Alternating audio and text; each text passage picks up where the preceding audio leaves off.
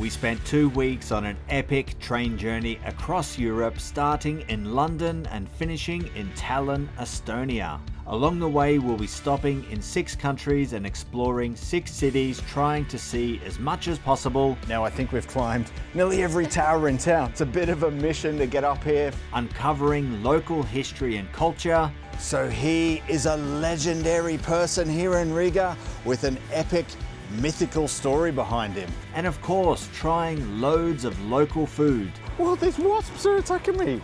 Awesome. I love kebabs already, but so good. In this video, we have the entire 2-week rail adventure, starting off with our first leg from London to Amsterdam, where we spent 2 days exploring the Dutch capital. So jump aboard and join us on this epic train journey across Europe.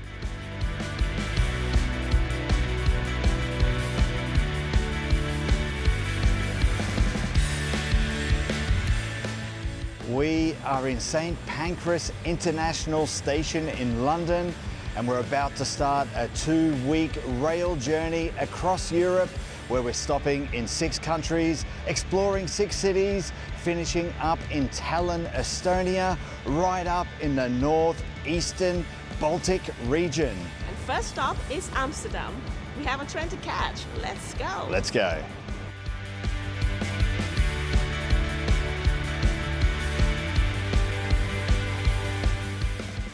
Alright guys, we're now on the Eurostar. We've just left London and the trip will take about 4.5 hours, and we're now gonna sit back, relax, enjoy the view, and we'll see you in Amsterdam.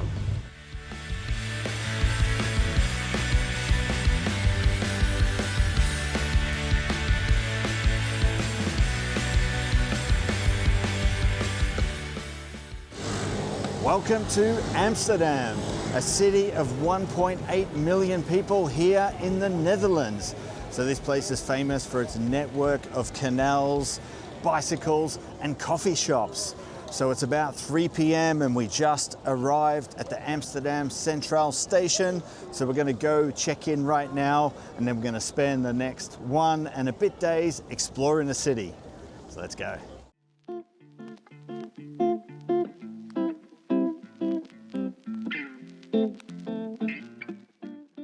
Alrighty folks, we're at our first stop, the Rijksmuseum. So this museum is dedicated to Dutch art and history. It's well known for housing masterpieces of famous Dutch painters, and it's housed in this beautiful building that was built in 1885. Let's go check it out. There is more to the Rijksmuseum than just art. You'll find loads of artifacts and items dedicated to Dutch history dating back 800 years, including a really cool section focused on the golden age of Dutch exploration with ship models and various bits of nautical equipment used on the ships. But the biggest draw to the museum is the painting The Night Watch by Rembrandt, which was really cool to see this famous piece of art.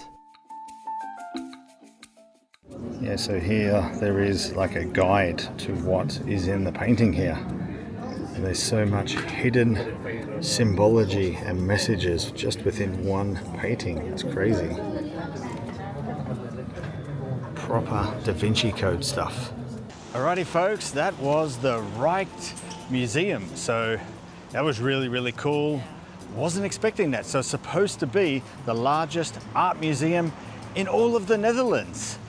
And yeah, really cool. I really liked how they had art mixed in with the historical artifacts. Lots of really cool history there, and some really famous art pieces. Really cool. And now we're just walking along the canal here, and we're going to go for a canal boat tour. So let's go.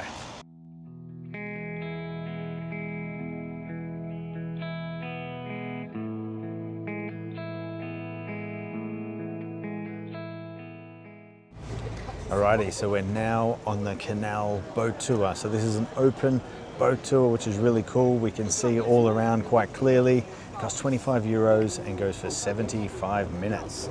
So far it's been really awesome, just cruising down the canal slowly, enjoying the views of Amsterdam.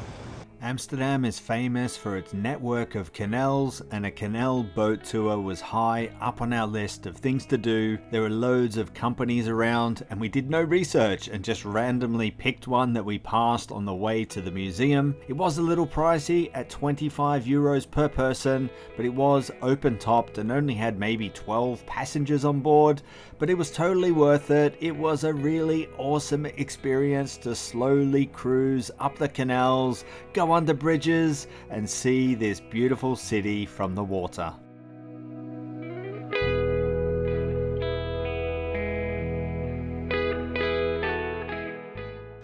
Alrighty, so that was the Amsterdam Canal Tour. That was really, really awesome. Seeing Amsterdam and the canals from a different perspective. Really impressed by it. Like the driver of the boat, really, really knowledgeable, gave loads of information about Amsterdam and about the history of the buildings and stuff that we're passing. And he was taking questions. That's when you can, ooh, is somebody gonna run me over? Someone's gonna run me over on a bike. Here we go. There we go. Whew. One thing you'll learn very quickly in Amsterdam, there are bikes everywhere and you have to be very careful. They drive around like madmen. Anyway, so we did the open boat tour with a company called Blue Boat. Was it Blue Boat? Blue Boat, yes. Blue Boat. Highly recommend it. We saw people using other companies where they looked really sad, to be honest. They were all crammed in like sardines in the back of the boat. Really, really sad stuff. With the open boat tour, you kind of got the freedom to kind of look around everywhere. Whoop, here we go, here we go, here we go. Another bike. Boom, he was hooning. How fast Yeah. the bike speed here? So yeah, they looked really sad, but the open boat tour, awesome. Unless it's raining, don't do it then. But yeah, now we're going to get some dinner. So we've got a couple of places in mind. Oh, here we go again. Here we go again. So we've got a couple of places in mind. We couldn't book online, so we're not sure. Ooh, lots of people. We're not sure if we'll be able to get in. If not, we'll find something random. But anyway, let's go.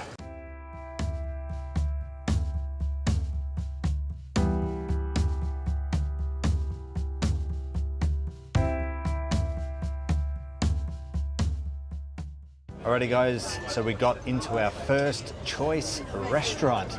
This place is called Moders. They serve traditional Dutch food. We're very lucky to get in. It was completely booked out, but they told us to wait across the road for an opening to come up, and one came available, so we're super pumped to be here.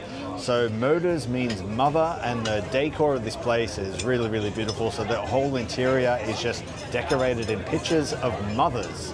And we got this like spread here. Yeah, it's called the Dutch rice dish, and it comes with a variety of different dishes here. Like this is like a stew.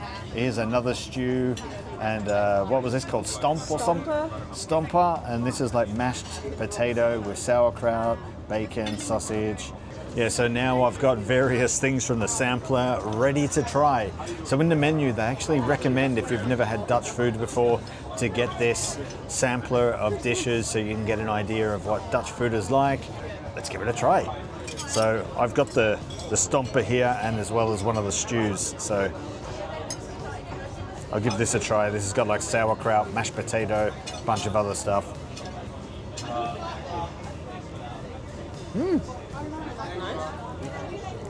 That's really good. I don't normally like sauerkraut, but mixed in with the mashed potato, it adds like a bit of texture and different flavor to the mashed potato, kind of like a bit of sourness. Awesome. Let's try the stew. It looks really good as well, yeah.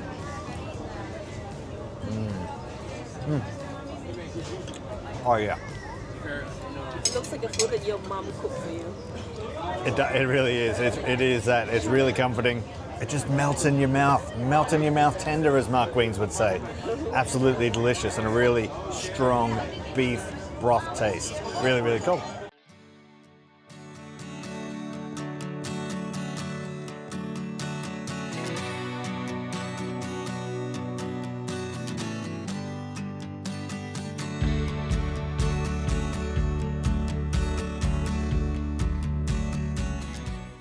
Alrighty folks, we have now finished our breakfast. It was super delicious, and we've now walked down to downtown Amsterdam. You can see Down this way is the central station that we arrived at yesterday. And we're now doing a couple of walking tours. So we found these walking tours online.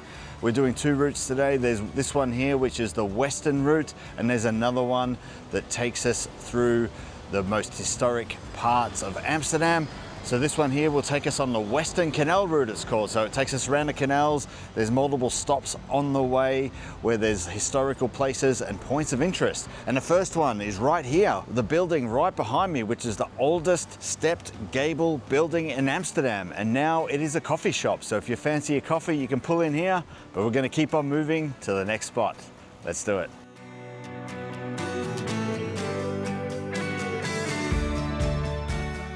Alrighty, so we're now at our next point of interest, which is these 3 buildings behind us.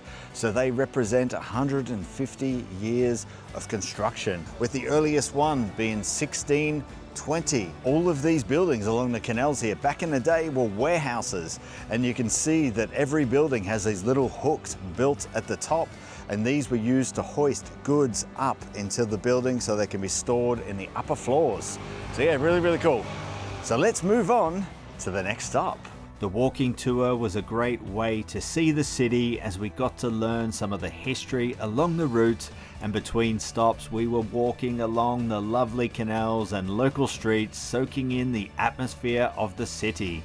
Amsterdam really is one of the best cities in the world to just wander around and get lost in.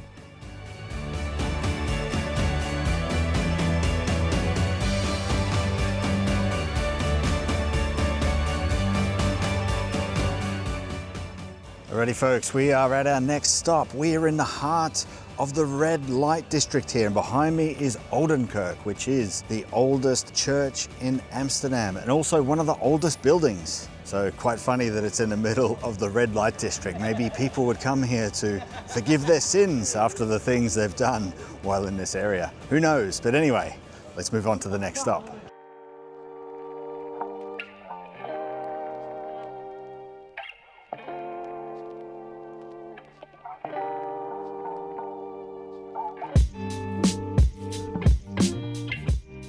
All right, folks, we're having a little pit stop here. We're at a place called the Old Sailor Bar. I'm not sure how old this place is, but it looks really cool. It's like decked out in all this nautical theme. Like you can see there's even like little wheels here at the table.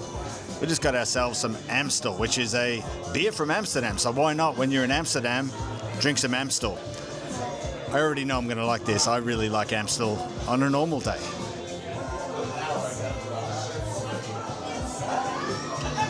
Oh yeah, nice and cold and refreshing. And just right outside the Old Sailor Bar here, there's a little alley going through the red light district here, and this is where all the ladies are on display. So obviously not for the faint of heart when you go down there, not for the prudish. So yeah, so we're gonna have a beer and then we're gonna head to our next stop. See you there.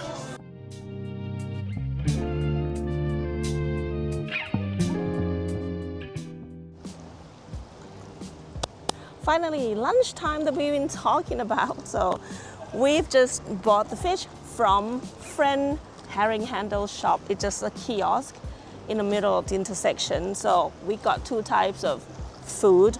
So first thing first, pickled herring. That is the famous dish that this shop is selling.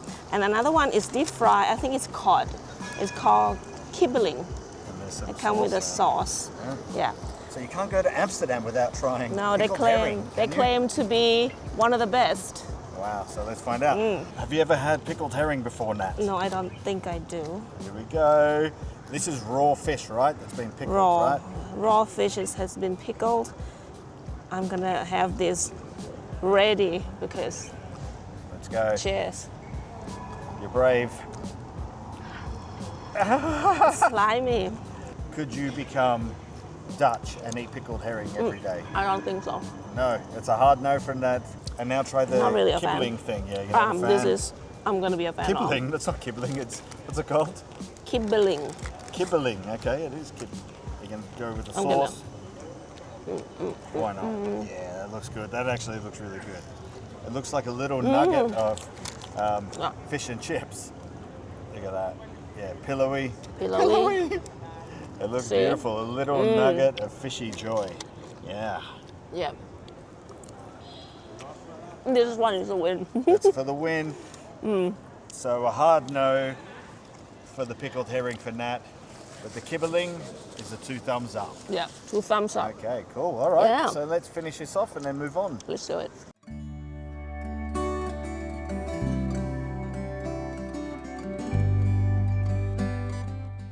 Alrighty folks, we have now finished our lunch and we've gone just across the road to our next stop, which is Bloemen Market. So this is the world's only floating flower market. I doubt they're in high demand though. So this market has been here since 1862, where traders used to trade flower bulbs and stuff here along the river, but now it is more of a touristic place where they sell flower bulbs and stuff for tourists to take home as souvenirs. So let's go check it out.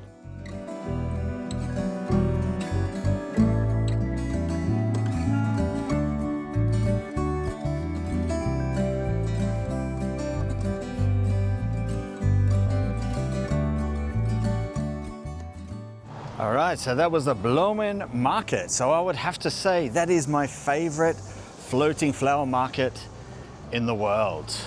What are your thoughts on the flower market? Tourist trap or worth visiting? I think it's tourist. It's a bit of a tourist trap, isn't it? Yeah. Anyway, we're going on to our next stop, which is more food. Something sweet this time. Yes. Let's go.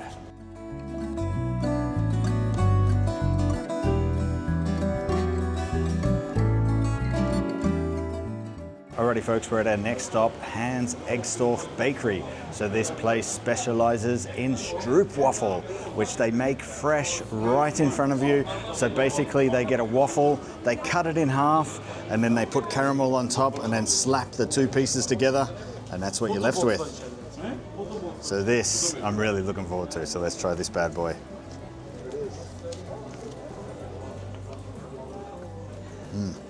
Oh yeah.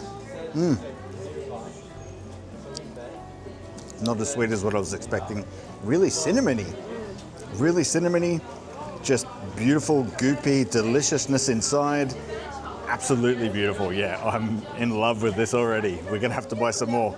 We've got chocolate Oh yeah. 100 packs here. Yeah, we need to buy a smaller pack so we can take on a train with us tomorrow for sure, yeah.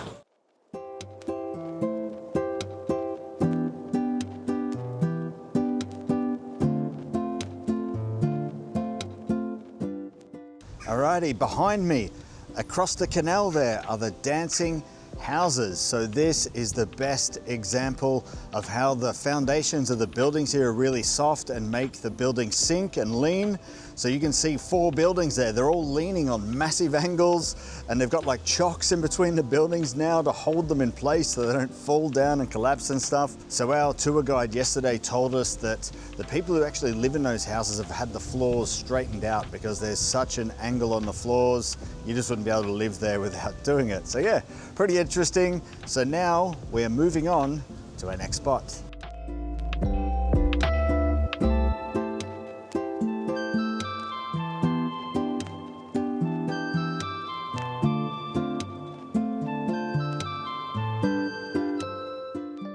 Alright guys, for dinner we have to try the friet, but this time it's from Holland. So this thing is called hartje friet. Very hard to pronounce. Yeah, I asked the guy, so it's hartje friet.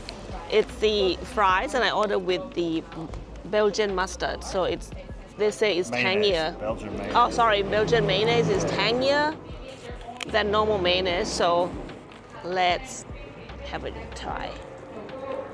Let's compare them. They've got more skin on them compared to the Belgian frites, right? Chunkier, yeah. Ooh, this is the first Dutch fries I have. Yeah. So, And come on, who's the winner? can I have a verdict after this? Oh, come on. People No. are waiting to type their hate comments already. I'm sick to Belgian. Oh, sorry, Dutch people. Sorry, Dutch. You fail at frites. Belgian's fries are like, you They're can next never level. stop eating it, yeah. next level.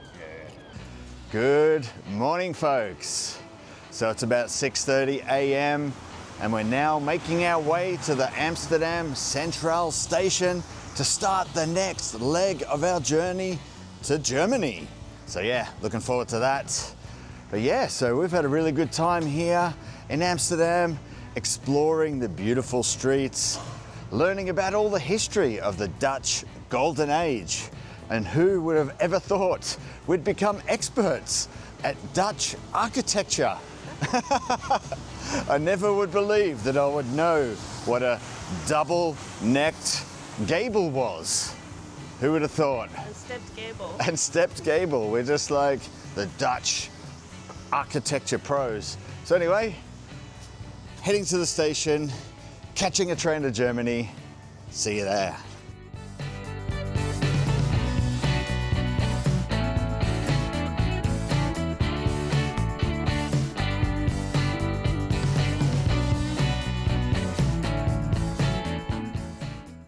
Alright guys, we have just on our train to Berlin. So the journey would take about 5 hours and 50 minutes. So we'll see you in Berlin.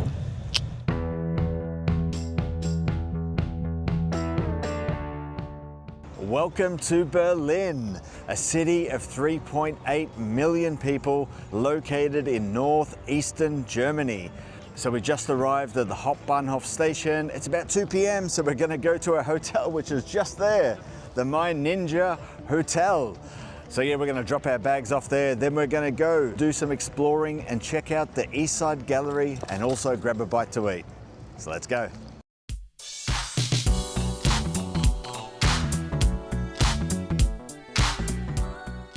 Alrighty folks, we are at our first stop here in Berlin and we're stopping at one of the most popular places to visit, the East Side Gallery.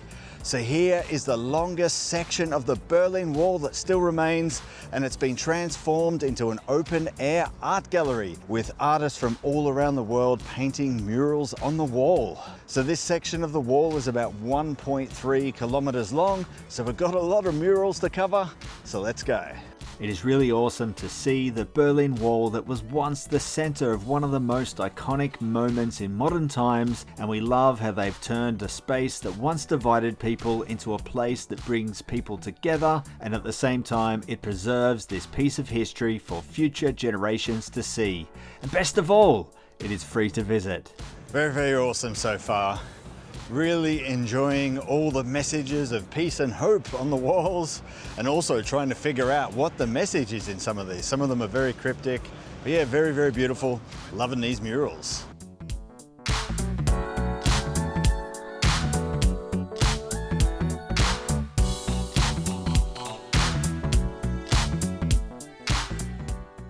Alrighty folks, after our previous dinner fail, we have now gone to a place near our hotel called Zollpackhof. So this place looks really awesome. They've got a beer garden and hopefully some food that we desperately need right now. Check this place out. Oh boy, that's awesome. It's a legit Berlin beer garden. Look at this place. Wow, this is beautiful. Okay. Let's find somewhere nice in the shade. All right, guys, we're now in Zollpackhof in this giant beer garden. It's all decked out with like these picnic tables. So awesome. So we've got ourselves a couple of beers to start off. And of course, we had to get a pretzel, didn't we? Yeah. So yeah, we're going to enjoy these beers for a little bit and then we're going to grab some food. But check this beer garden out. It's so beautiful. Like massive tree in the middle, giving heaps of shade. Absolutely awesome. So yeah, so the food here is done in like a canteen style. You kind of grab a plate and you rock up there, they put the food on, then you go pay at the counter. So yeah, we'll enjoy that after this beer. Alrighty folks, so our food has arrived and it's typical kind of German pub food. So Nat has the currywurst and some fries. And I got the pork knuckle, which comes with sauerkraut and like a potato dumpling and gravy. Can't wait to dig into this food.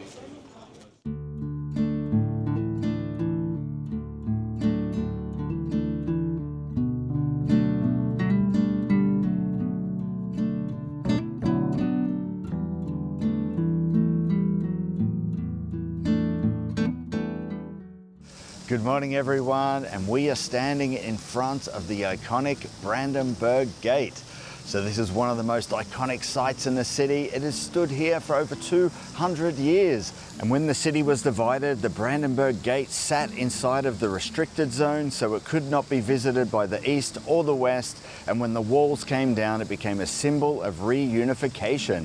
So yeah, really beautiful and historic spot.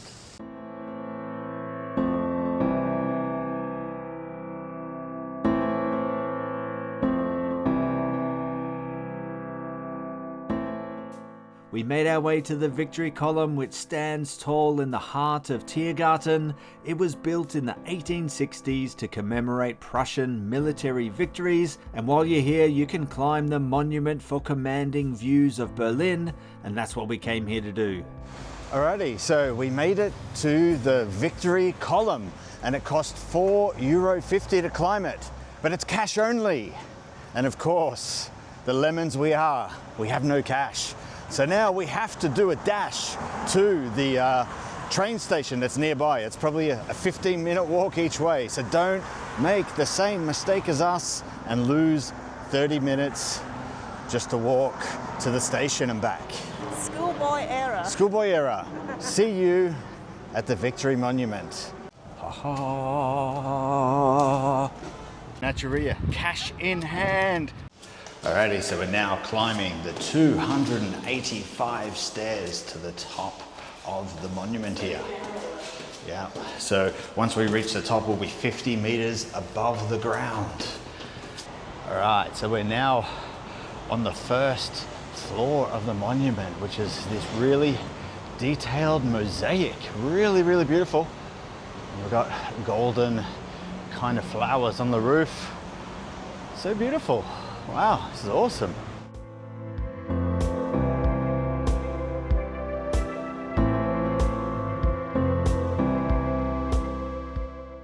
Alrighty folks, we have made it to the top of the Victory Monument.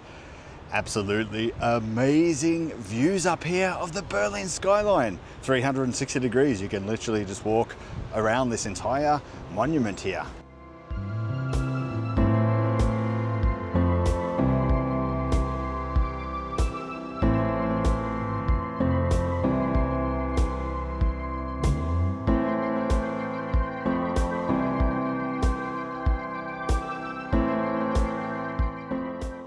So folks, don't remember.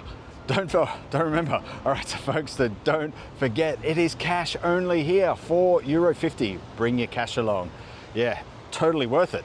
One of the cheapest attractions you could probably go to, right? You get these amazing views of the Berlin skyline. Absolutely awesome. After all that exploring, we were super hungry and it was time for lunch, so we jumped on a U-Bahn to the Mehringdamm station to try out two legendary street food places that just happen to be right across the road from each other. Alrighty folks, we are in the Kreuzberg district of Berlin and we're trying out a classic Berlin street food here in Currywurst. So we are at Curry 36, which is a franchise that you'll see all over the city, but we are at the original location here on Mehringdamm Street. Check it out. Very awesome. So it's very popular, this place. There's a very big line and you can see there's like a bunch of like stand-up tables to eat at. So yeah, let's try this out. Let's see if it lives up to the hype. They've just smothered it in sauce. Check it out.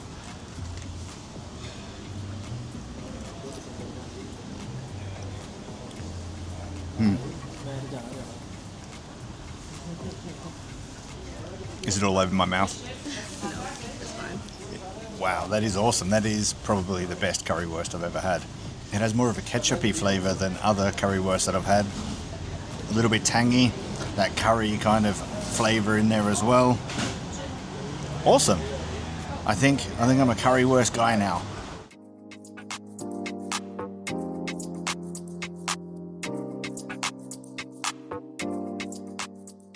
Alrighty folks, we are just across the road from Curry 36 for another classic Berlin street food. So this time we're going to try doner kebab, which is a dish that's influenced by Turkish immigrants. But here in Berlin or in Germany, they have added a little twist to it. They serve it inside of a bread roll. So you can see there's a big crusty bread roll there. They kind of put butter on it and then like toasted it on the outside, and then he's filled it with chicken and loads of vegetables. Like, that is so plump. I just don't know it. I don't even know how I'm going to tackle this. Like, wow. I'm just going to squash it. Okay. I'm going to squash it so it's thin, and now I'm going to. Well, these wasps are attacking me.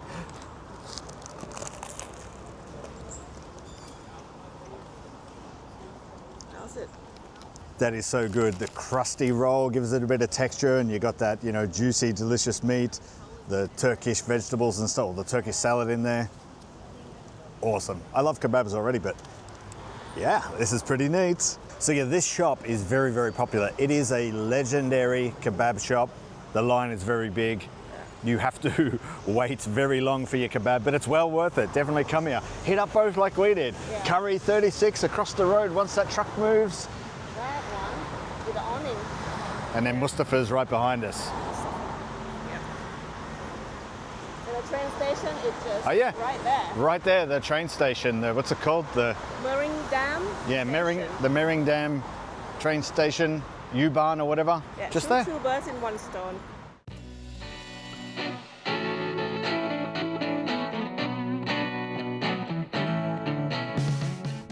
Alrighty folks, we are having a beer pit stop. So we're stopped at Augustina am Garden Market. So this is a Bavarian style beer hall.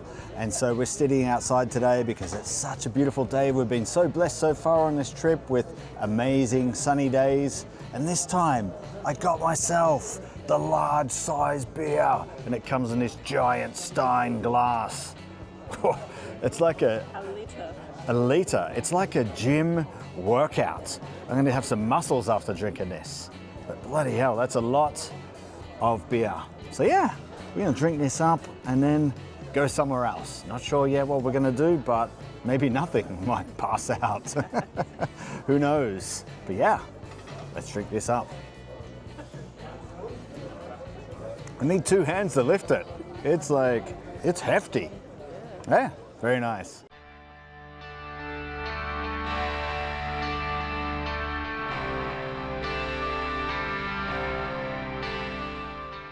Good morning, everyone. So we have taken the S3 train out to a place called Heerstrasse.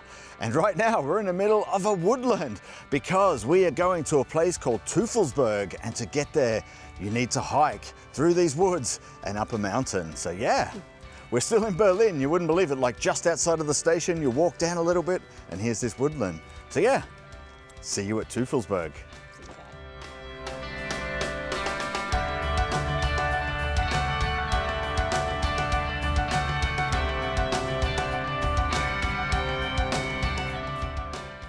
Alrighty folks, we have arrived at Teufelsberg, which is an old NSA listening station from the Cold War era. And also there are lots of street art installations here. It's supposed to be one of the best street art installations in all of Berlin.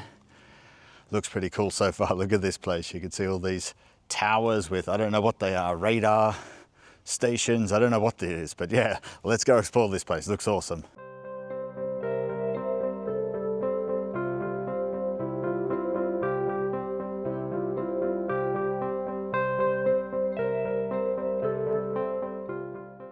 We have made it to the top of the listening station. And wow, check this out. This is amazing. You can see all of Berlin and you've got these crazy half-ruined balls up here. This is wild, Nat. Wow. Teufelsberg is a man-made hill and the second highest point in Berlin. It was created from around 26 million cubic meters of World War II rubble, and on top the US built the listening station that was used to intercept and eavesdrop on communications from the Soviet Union and Warsaw Pact nations. yeah, this place is absolutely wild. We're so excited to come here. Like, we've seen pictures online and we're like, we have to go to this joint. So awesome. Yeah, inside of this old piece of history that is now like a place you can explore and also enjoy the art. So let's go keep exploring. Let's go see some of the art here.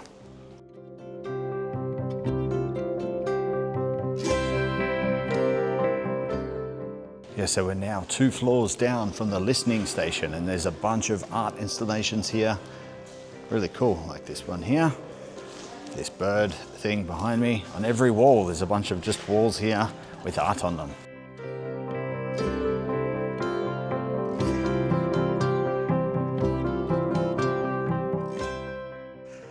Alrighty folks, so that was Teufelsberg. Absolutely amazing. I would have to say it is my favorite spot that we've visited so far. It's a big claim. It is a big call, but it really was. Doing that urban exploring, seeing all the relics of the Cold War era. Absolutely amazing. And seeing all that beautiful artwork as well. So now we're heading back to the station and we're going to cruise back into central Berlin to do a little bit more exploring. Yeah, see you there.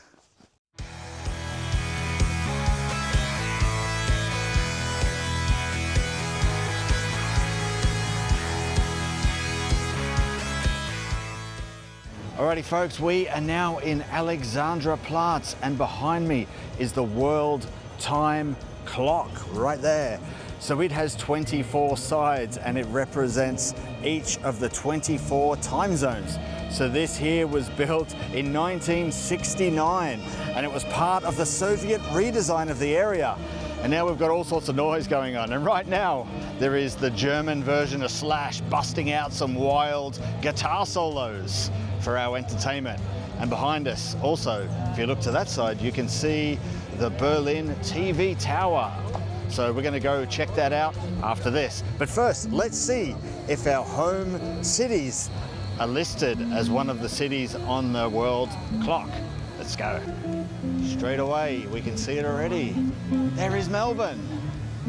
Very good. We are listed. Is Bangkok on there? Yes, it is. Here we go. We are represented on the world clock.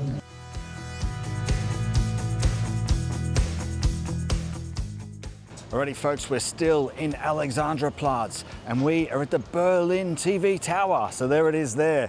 It's that big, ugly tower. It was built in 1969 as a symbol of socialist power.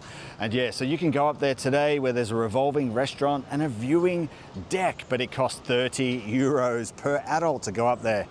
I think that is a little bit steep. So we're going to give this a miss and we're going to move on to the next spot.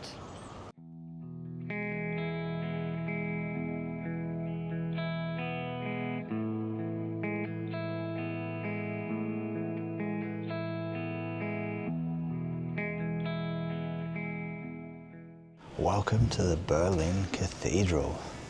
This place is really, really impressive. The altar just shimmers in gold and yellow light. It's only 10 euros to enter, right, Nat? So another kind of cheap attraction. Alrighty folks, we're now climbing 270 steps to the dome of the cathedral where there's a 360-degree panoramic view. 181 steps to go.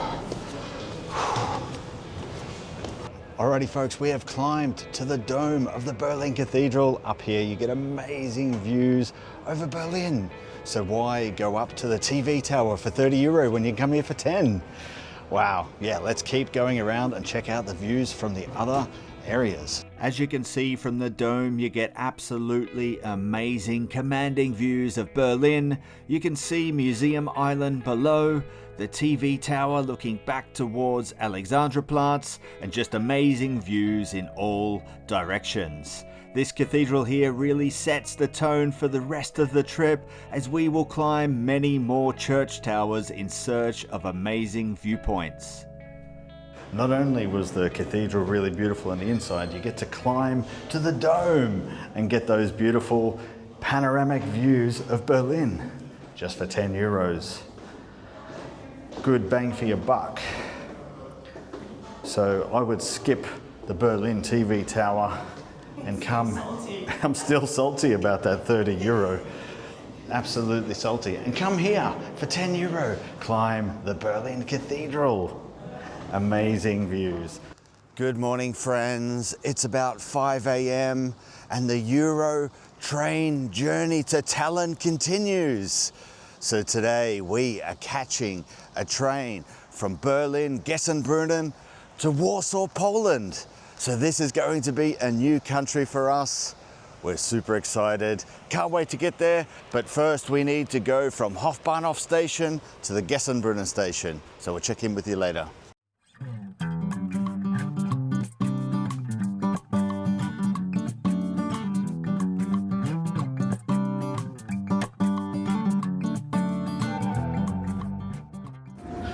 Nice, we got ourselves a little cabin here on the train. Yep.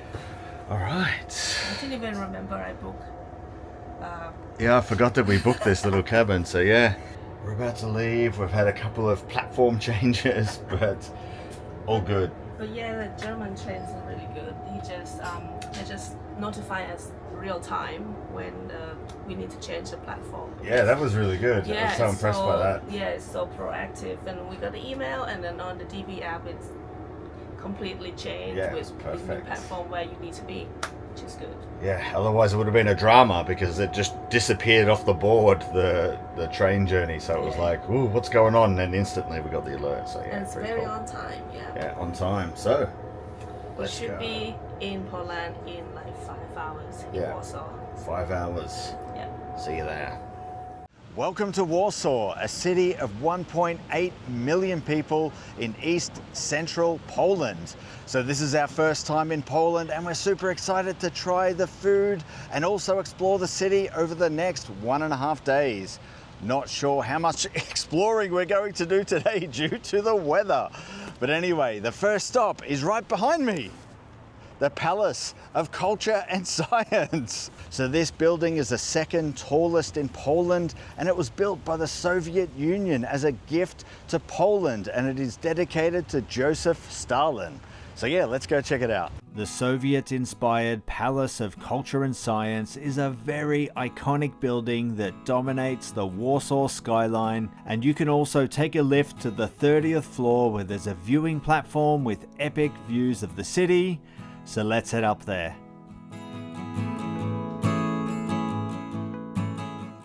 Alrighty folks, we've made it to the viewing platform of the Palace of Culture and Science. So it only cost 28 zloty to get up here, which is about £6, super cheap. And up here you can walk all the way around this viewing platform, see the city from all 4 sides of this, so 360-degree views. So yeah, apparently we are 100 meters now off the ground. Look at that, you can see the central business district, I assume, of Warsaw here. Yeah, the CBD of Warsaw here with all these tall skyscrapers and stuff. That's a train station. Oh yeah, there's a train station that we just arrived at.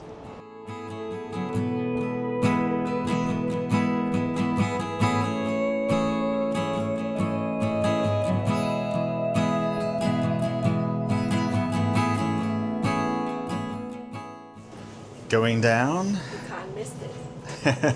Boop. Yeah, very good, right? Very good. Also, good bang for your buck. Yeah, good bang for your buck. And there's like plenty of signage up there telling you what all the buildings are around. So really, really cool. Very, very cheap. Good morning, everyone. Right now we are in Old Town Warsaw. So today we've got a full day of exploration planned. First, we're going out to King John III's palace, which is about 10 kilometers south of town. And then we're coming back here to explore this beautiful UNESCO World Heritage Site. Can't wait for that. So, but first, we're hungry. We need coffee and we need something to eat. So let's go have some breakfast.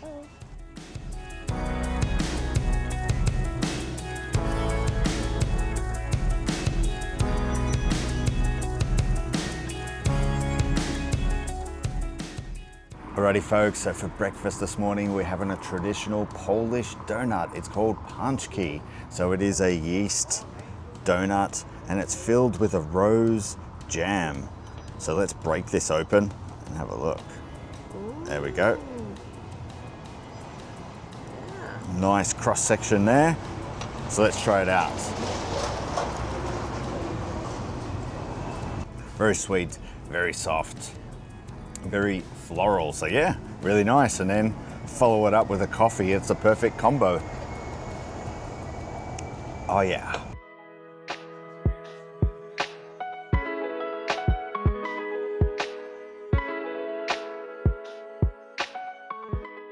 Alrighty folks, so we've made it to King John III's palace. So it took about 45 minutes on the bus from the old town to get here. And this palace is one of the oldest royal palaces in Poland, and it's famous because it survived World War II unscathed. So we can see it in all of its glory today. So this palace is also famous for its beautiful gardens and opulent interior. So let's go check it out. The Winterlove Palace is a magnificent royal palace built for King John III in the 17th century. The palace now operates as a museum showcasing royal art collections and Polish history. We decided to explore the palace interior first, which is filled with antique furniture, lavishly decorated rooms and artwork. All excellently preserved and arranged, it really feels like you have stepped back into the 17th century. This place is definitely opulent. Wow, look at that on the roof. There's paintings, all the trim around there. Then we have the bed, the chamber. So here he is folks, the man, the myth, the legend. King John III, triumphantly riding this horse.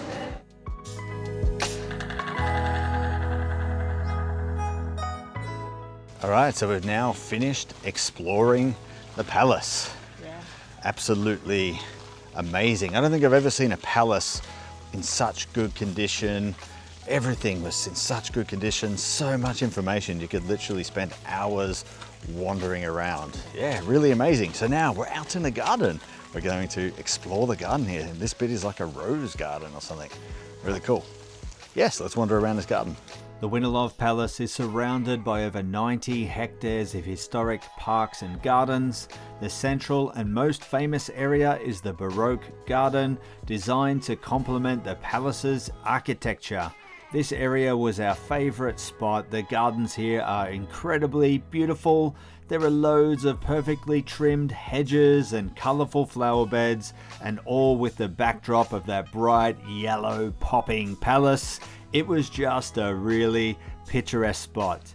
Alrighty folks, we've been walking around the gardens here for a bit. It is absolutely beautiful. They're so well kept, just like the interior, and you can really see the exterior of this building is absolutely stunning, absolutely amazing. So yeah, we're really impressed with this place. It only cost 50 zloty to get in, which is about 10 euro or 10 British pounds, whatever currency you use.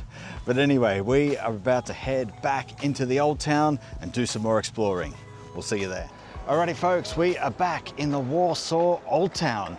So right now we're going to the St. Anne's Church. So it does have a proper Polish name. I have zero chance of pronouncing it.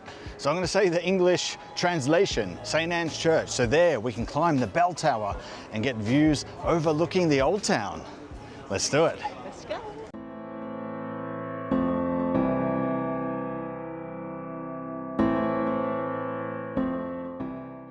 All right, folks. So up we go. Yet another bell tower. This is the trip of the bell towers. But yeah, they normally give you the best views of the city. So you're going to see a few more bell towers on this trip. So this one has 150 steps and it only cost 15 zloty, right? Yes. That's like €3. Yeah. Bargain. Alrighty, let's go see you up there. We have made it. Yay. Check out those views. Amazing. That's so cool. You can see the Warsaw Castle there. and the old town just below us. Whew, absolutely stunning.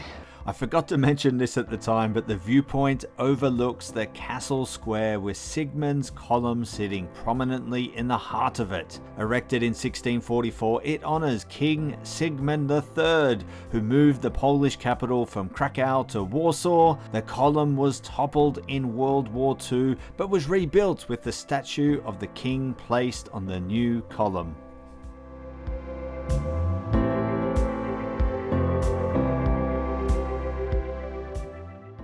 Alrighty folks, it is lunchtime now and we're going to have some more Polish food. So we're at a place called Zapachek and I got a dish called galassi. So it is pan-fried potato dumplings and it has like bacon and what is that, feta cheese on top. And then what have you got here, Nat? So my dish is called katache. It's basically steamed potato dumplings with onion and bacon on top.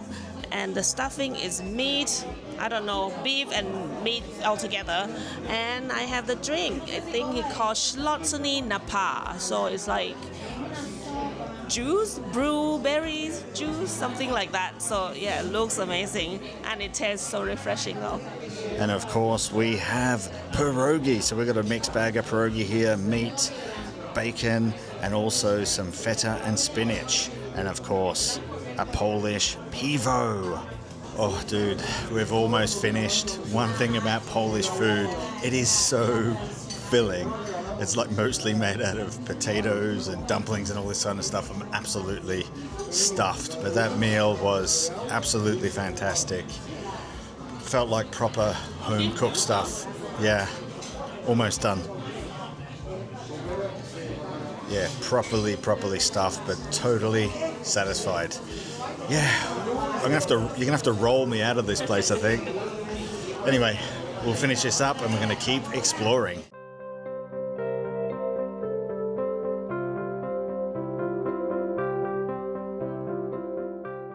Alrighty folks, we're at the Old Town Wishing Bell. So there's a tragic story on how this bell got here that involves love and greed. So you can go read that story. It's very interesting. But it is said if you walk around this bell 3 times and make a wish, it may come true. So let's give it a try, shall we? Let's go. 1,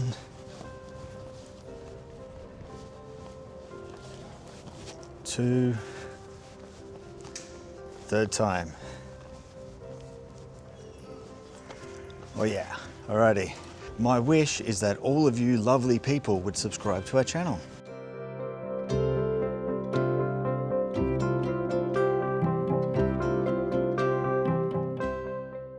Alrighty folks, we are at right next to Riga Miasta, which is the old town market square.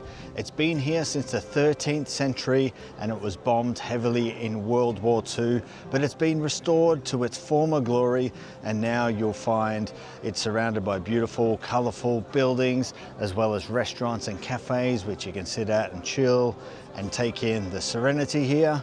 And also in the middle of the square, you'll find the Warsaw Mermaid, which is an interesting story of its own. So let's go check that out. The Warsaw Mermaid statue sits at the heart of the Old Town Market Square. The mermaid is the city's official symbol and legendary protector. So according to one of the legends, the mermaid swam to Warsaw from the Baltic Sea and was so enchanted by the view of the city that she decided to stay here. She fell into the hands of a wicked merchant who abducted her and made money by showing her at festivals. The mermaid was later set free by some Warsaw fishermen. As a gesture of gratitude, she promised to defend Warsaw, and since then, armed with a shield and sword, she has guarded the capital of Poland. So what a really awesome mythical story of the Warsaw Mermaid, and the square that surrounds it is absolutely stunning. It has to be one of the most beautiful squares in all of Europe, so definitely take the time and sit at one of the restaurants and grab a beer, eat some Polish food and take in this beautiful spot. Alrighty folks, we at the Warsaw Barbican. So this is a 16th century fortified gate, and either side of this fortified gate are the last remnants of the old city walls. So let's go check them out. Located right on the edge of the Old Town, the Warsaw Barbican is a 16th century fortified outpost and last surviving relic of the city's defensive walls. This is a nice short stop while exploring the Old Town, where you can enter the old city gate as people did back in the day and take a stroll along the old defensive walls. Alrighty folks, we are now out for dinner in the main square here in the Warsaw Old Town, and we have more Polish food coming at you. I have some galabki here, which is cabbage that is wrapped around meat, and I think this is mashed potato, but it kind of looks like durian. So let's not hope it's durian. So what do you have, Nat? So my dish is a soup. Chicken noodle soup. It's called rosol. It's another Polish food. We just full from the lunch, so we just, had some light dinner. So it's like a flat noodle, like a spaghetti noodles. It looks comforting. So comforting. Yeah, rich chicken broth with some noodles. Yeah, that's my dinner. Nice. I forgot to mention before, it's smothered in some sort of tomato sauce, as you can see. Oh. It's like, So minced kind of beef. Is there rice in there? It looks like rice. okay. Let's have a look.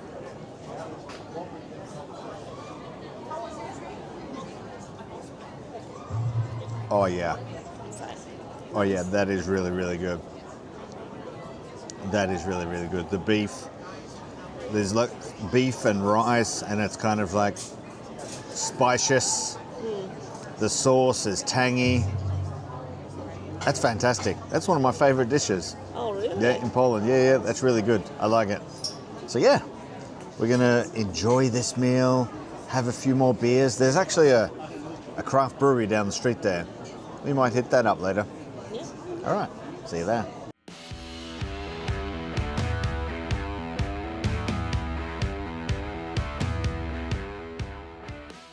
We are now having a nightcap, so we're at Multi-Tap, same crafty. So they have a bunch of Polish craft beers here on draft, and then they have a fridge with shitloads of bottled craft beers also.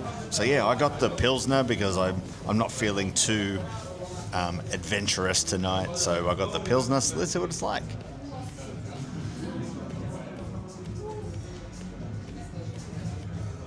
Oh wow, it's a little bit more hoppy than your normal Pilsner, but still pretty decent. And this place is pretty cool. Like the decor is really nice. You have to go down this little tunnel to get to the bar. So at the end of the tunnel there's a bar, and it's quite packed. So this place is quite popular with the locals.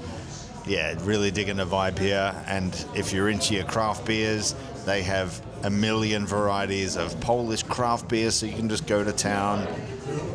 Well, don't go drink in moderation, obviously, but you can go to town in moderation. So yeah, we're going to enjoy these beers, and then tomorrow we're off to a new country. Good morning, everyone. This morning we have our backpacks on, and that can only mean one thing: the train journey from London to Tallinn continues. And today we have a jam-packed journey where we need to take multiple trains to our fourth destination, which is Vilnius in Lithuania. So yeah, we're just now leaving the old town here of Warsaw. So if you do stay in the old town of Warsaw, it is about 20 minutes away from the Warsaw Central Station. So we need to catch a bus to there and then take the first leg of our journey to Lithuania. So let's do it.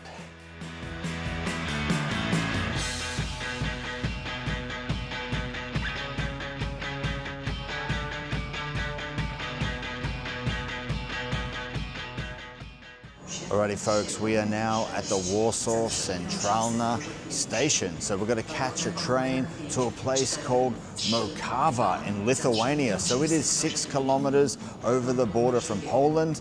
And from there we've got to switch trains, which will take us to Vilnius. So the deal is there that the Lithuanian or the Baltic trains have a different gauge to the European trains that the Poles use. So we will have to change trains there. So let's see how that goes. So we are now on the train and we've just left Warsaw, but bad news has struck us. So the train is delayed 54 minutes and we only have a 45-minute buffer in our switch over to the train to Vilnius. So not sure what's going to happen. We did read online that they sometimes do wait if the trains are delayed. So fingers crossed everything goes well, or that we can make up some time, you know. Hopefully the driver puts his foot down. Oh wow, you can see the skyline of Warsaw there. But anyway, so we're on the train again. We're on one of these intercity trains. So we have like the little cabin and it's all to ourselves at the moment. So yeah, pretty cool. Got ourselves some food at the station.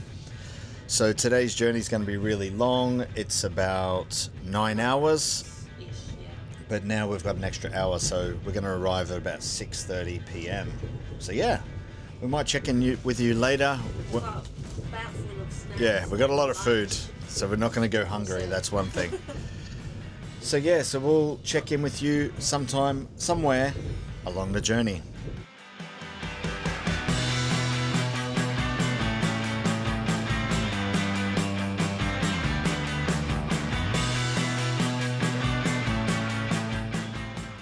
Alrighty folks, so we have just crossed the border into Lithuania and we'll be arriving into Moskva very soon. And there's some good news, we have made up some time.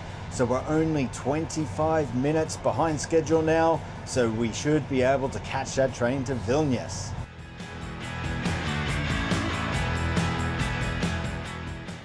Alrighty folks, so we have made it to Moskva with 30 minutes in hand. And I think the train to Vilnius is rocking up just behind me. So when you do come here, the train will arrive on one platform and the one taking you to Vilnius will rock up on the platform right beside it. So yeah, see you in Vilnius.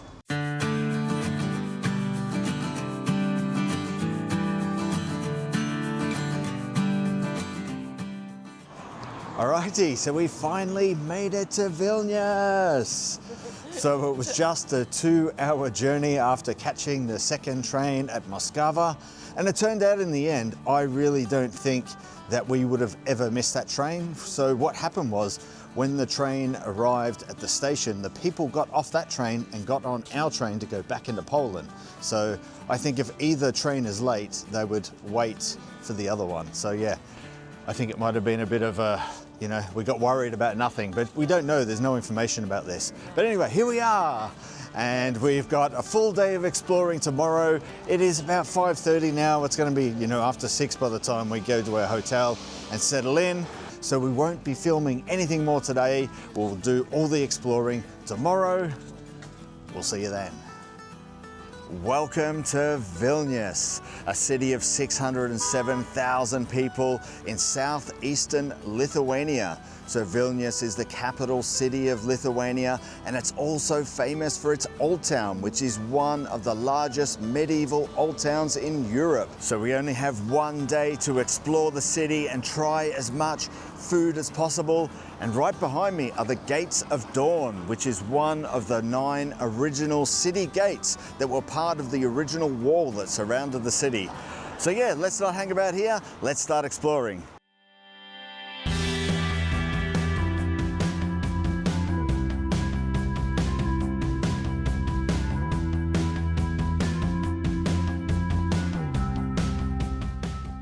Alrighty folks, we have climbed up to the Gediminas Castle. So this is a 14th century castle that overlooks the old town that was built by the Grand Duke Gediminas, who is a legendary Lithuanian figure. So you can climb the tower here where there's a museum and a viewpoint at the top. So let's go check it out. Gediminas Castle is one of the most culturally important sites in Lithuania because it was built by the Grand Duke Gediminas, who is the founder of Vilnius, and now from here you get amazing views of the stunning Vilnius Old Town. But let's climb the tower for a higher vantage point. Alrighty, so we're now climbing the stairs to the top of the tower. So it cost €8 to enter. And along the way you can stop, like here, at the different levels where they have little museum exhibits.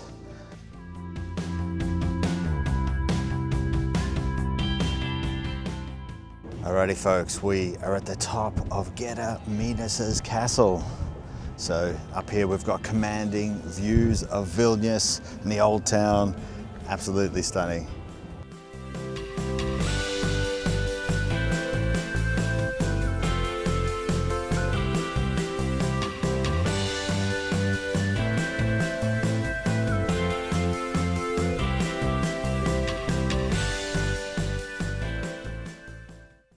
Alrighty folks, so we've now finished with Gediminas castle, and now we're going to another viewpoint. So today is a day of viewpoints. This place is called the Three Crosses Monument, and it's actually located on a hill behind Gediminas castle. You could see it when you're up there. So yeah, we're gonna climb up these stairs by the looks of it, go for a little bit of a hike, get the heart rate going. We'll see you up there. All right, so the stairs just cut through this beautiful, lush green forest. Really beautiful. It's not too strenuous so far, but I don't know how far we've got to go. We haven't gone very far. So far, so good. Alrighty folks, so we've made it to the Three Crosses Monument, which is right behind me. But from here, if you look the other way, we have amazing views of Vilnius. Check it out. Absolutely stunning.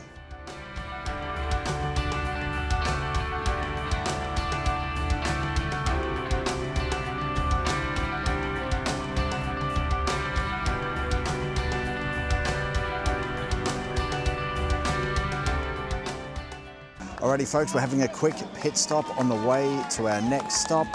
This here is the Mermaid of Uspus. Yes, another mermaid in another city, so check this out.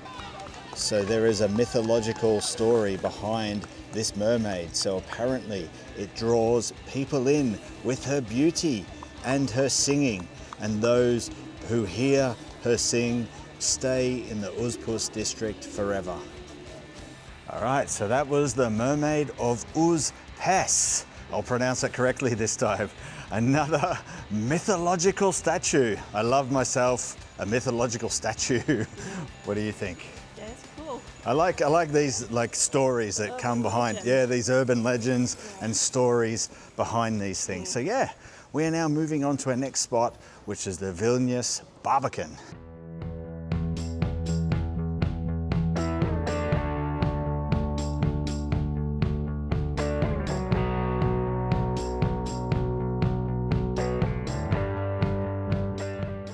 Alrighty folks, so we have now made it to the Barbican after all that walking. So we're going to go inside. There is a museum and it looks like you can walk around on top of the bastion there.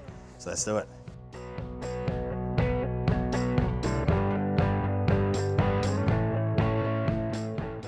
Okay, so they allow you to try out the armor and stuff here.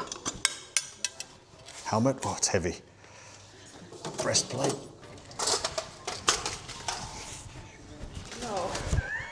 I was putting it on like a backpack.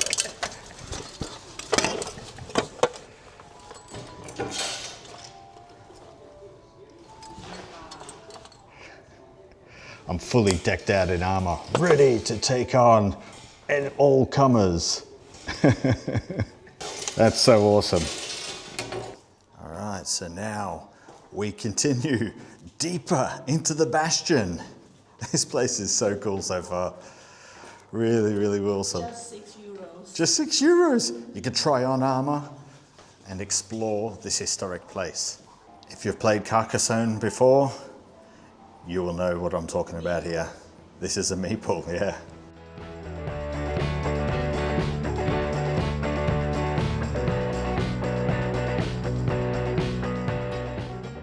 Alrighty folks, so we're now on top of the bastion. So you can come out here and walk around on top of the bastion, and there is also a viewpoint over here. So we're gonna go check that out now. The day of the viewpoints. And then we have the main building here. Looks really cool. Really awesome. So Let's go check out this viewpoint. Yeah, really good. Really impressed with this joint. Yeah. Let's see what this viewpoint is like. It's very average. It's a meh. It's a meh, yeah. Yeah, that's a bit of a meh, that viewpoint. Anyway, it was still cool to go up and walk on the bastion here.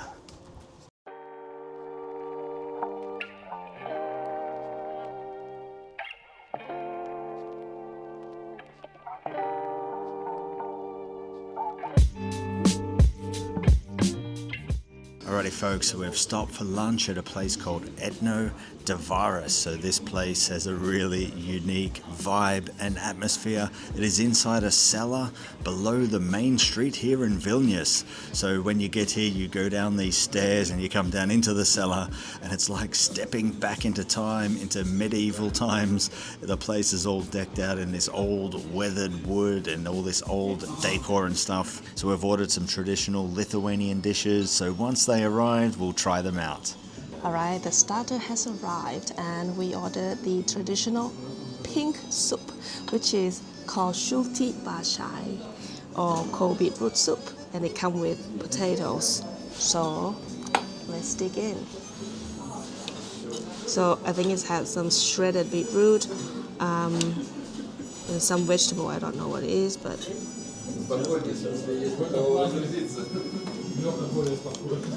it's like you have a sour cream or yogurt soup, something like that. Like yogurt, yeah, it's more like a nice soothing flavor. Let's see if Nat was being nice to it. It looks really funny. It's so bright. It's kind of scary. Okay. Wow. Okay.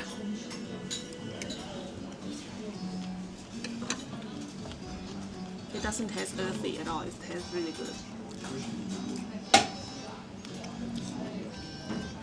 It tastes like sour cream. It's a little bit sweet.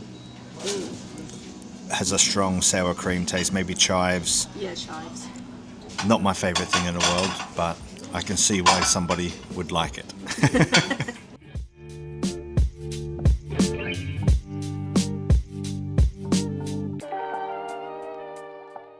Alright, so our mains have arrived and I got a dish called apkepti, which is a potato dumpling that is stuffed with meat. It has been cut in half and then pan fried, and it comes with this crackling sauce with sour cream. So yeah, let's try it out, shall we? Alright, this is a big bite. I'm not sure if I'm going to be able to fit all this in, but let's go.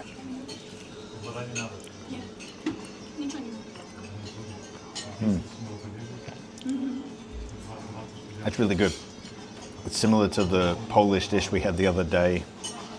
It is crispy on the outside, goopy in the middle, and the meat just gives it a little bit of saltiness. So yeah, very good.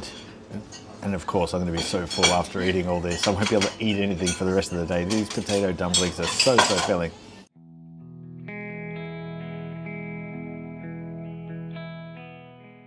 Alrighty folks, so we are now at the Vilnius Cathedral. This is probably one of the most iconic places in the whole city.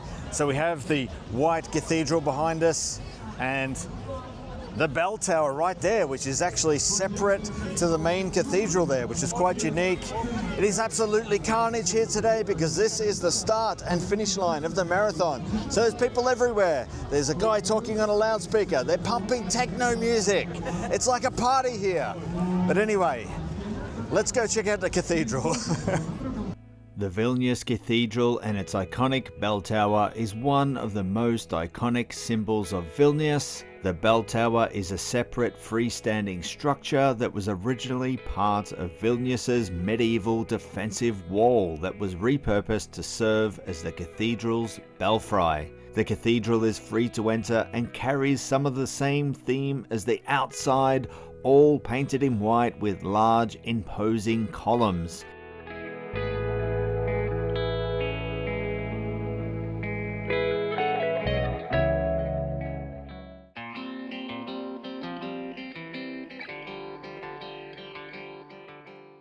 Alrighty folks, welcome to Scappo Street, which is supposed to be one of the narrowest streets in the world. And at its narrowest point, it is 1.98 meters. It doesn't feel that narrow to me, right? Like I've got my arms totally stretched. I'm not the tallest person in the world. Maybe it's gutter to gutter, not wall to wall. What do you think? Probably, but it's not deducted by much though. I don't know. Yeah. Anyway, let's move on to the next spot.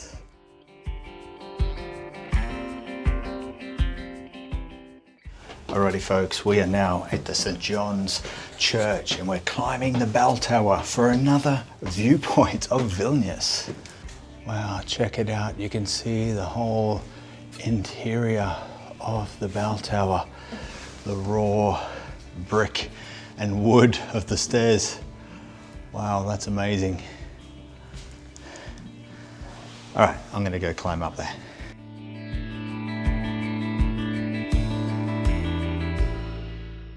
Oh man, this is tough. Oh, now we've got the dodgy stairs going up to the top. All right. Oh. Got to go out through this little hole. Oh. Now I'm emerging the top of the bell tower. Oh, yeah. Oh, and look at that. And look at that view. Whew. Amazing. You can see the castle up there. The Three Crosses monument. And all of the old town. That is stunning. Look at that. Wow. All right, I think this is the best viewpoint. Yeah. Yeah, someone wasn't going to come up. I had to convince her to come up. Yeah. She'd had enough of viewpoints for today. But this is This is the best one. The best one. Because you're right in the heart of the old town here. And plus you can see all of the landmarks. Yeah, from one spot. Oh, look at that. Absolutely stunning.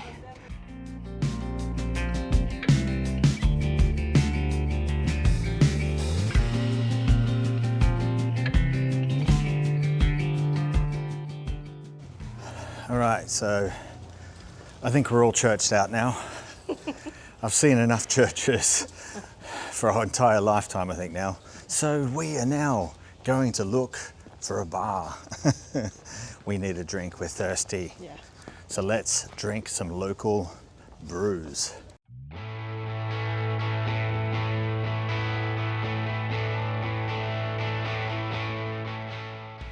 Alrighty folks, we have stopped at a place called Amatininko or Sega, which is a restaurant, but you can also come here and have a few drinks.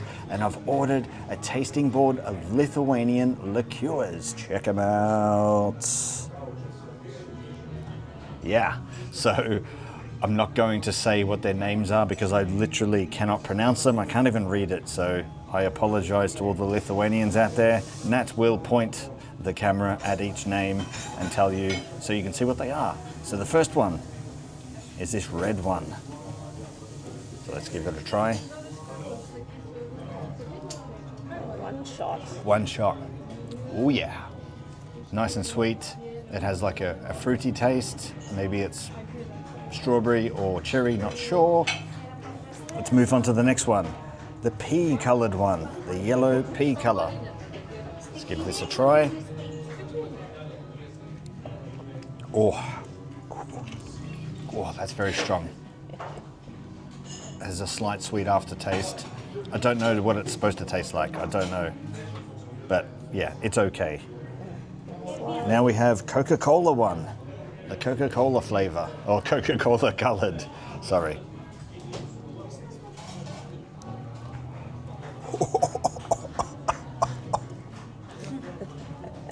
It's so dry. It is dry, dry, dry. It's kind of like sherry or something. Ooh. And here we have pale yellow one.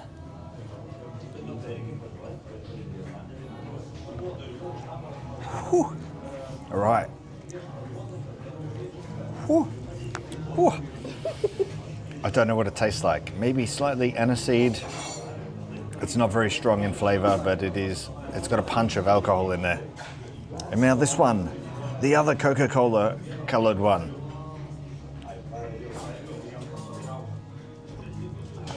Ooh. Oh yeah, that one's good. That one is an aniseed flavour, licorice kind of flavour, right up my alley. Awesome. So, the winner has to be this one, whatever that is, De Nava. And second place goes to this one, Zatios Devakirigs, or something like that. Oh man. Name number 3, number 4, and number 5. They're all equally as bad. Okay. I'm going to struggle through the rest of these, but then afterwards I'm going to get a beer and get a traditional Lithuanian bar snack. Can't wait for that one.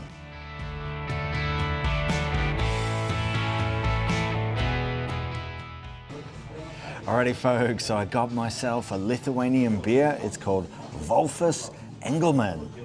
I already tried this last night. I already know it's good. But the thing that I'm most interested in is this Lithuanian bar snack called kepas duona. So it's like deep fried bread and it comes with cheese. So let's try it out, shall we? Oops. Oh, stringy. Whoa, how far can we go? Let's wrap that up. All right, let's try it out.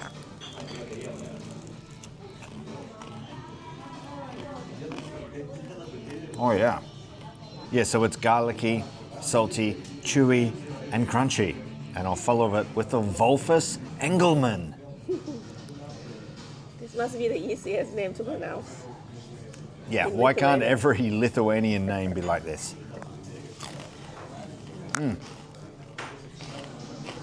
The perfect beer combo.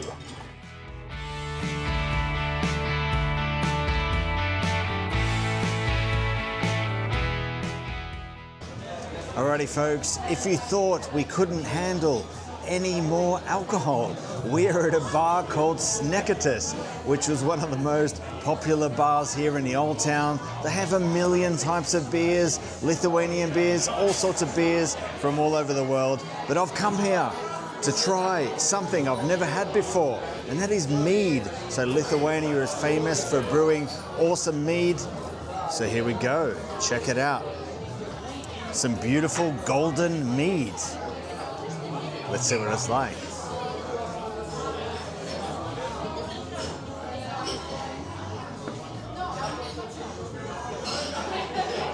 Ooh, it's surprisingly good.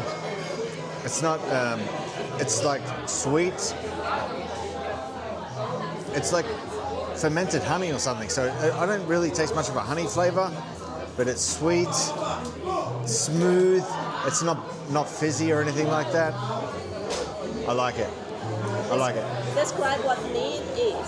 Yeah, it's fermented honey and they put various other things in there to flavor it, but essentially fermented honey.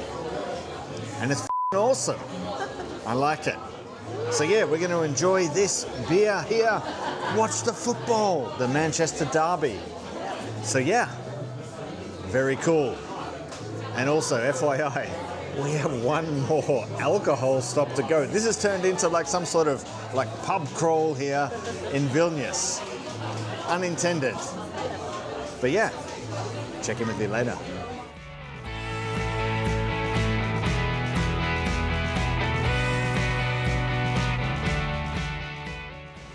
The Vilnius alcohol mission continues, and we're at a place called Piana Vishna, which the guy told us it means in English the drunken cherry, and here they make a drunken cherry. Whoa, there's a dog barking.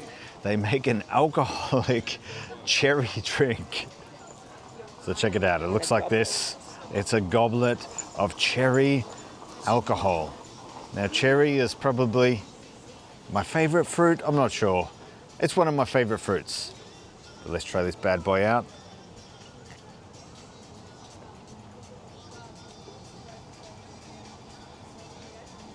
Oh yeah, it's heavenly. Compared to it's heavenly. The taster bar that you had, the best. Oh, it's 1,000,000 times better than that. It's weaker, it's not as strong as alcohol. It's more like a wine, it's like a cherry wine. Yeah. It is so, it's like cherry juice. It's like so strong cherry flavor. It's amazing. It's amazing. Check it out. This is the shop here. And they have this beautiful display of the bottles. So you can buy bottles of this alcohol inside the shop, and they've arranged this like thing inside the shop. They have whole barrels at the back of the shop full of this liqueur. It's amazing. A lot of alcohol today, but we're finished off on a high with the drunken cherries. Yep. So yeah. Shall we go to bed later? Oh, we're definitely going to bed. I might go to bed on the street here. We've had so much alcohol. So yeah, we're going to finish up right here, and we'll see you guys tomorrow morning. Good morning, folks. So this morning we are nursing headaches from our drinking session yesterday. But we continue on our journey. We're taking another train to Riga in Latvia. So the hotel we just stayed at, we didn't mention this before, was absolutely awesome. The best one we've stayed in before. It was called Moon Garden. Absolutely awesome. They gave us welcome drinks, chocolate on the pillow, all this kind of stuff. So yeah, we're heading to the station now. We'll see you later. Alrighty folks, so we're now on the train to Riga. So it's about 4 hours away. So it's probably one of our shortest train journeys, right? Yeah, so we're nice and settled in. But we had a really weird experience on the way to the station. So while we're filming that last clip, you'll see a shadow of a man walk past right at the end. So this guy started following us through the streets. So we eventually ran from this guy. So we're walking through the street. We started walking really fast and he was right behind us. And then we just bolted up these stairs to like a well-lit street with like lots of cars and people and stuff. Yeah, it was quite a scary moment. Got the adrenaline going. Scary. It was quite funny. But anyway, we'll see you in Riga. Welcome to rainy Riga. So we just got off the train and we dumped our bags in a storage locker and we're heading out to our first stop. So we have to catch a tram out there. This is a very interesting place with a cool story. We'll see you there.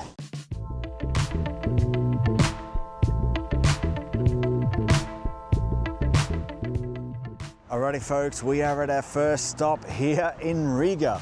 And so this is Sam the Monkey. So this is a sculpture created by Russian artist Denis Prasilov. So it depicts a monkey named Sam and it's in honor of animals that died during spaceflight survival tests. So this sculpture was part of a series of sculptures that were here in Riga, and the people here loved it so much they wanted to keep him. So now Sam sits in this random car park and is surrounded by e-scooters. So yeah, Sam the Monkey.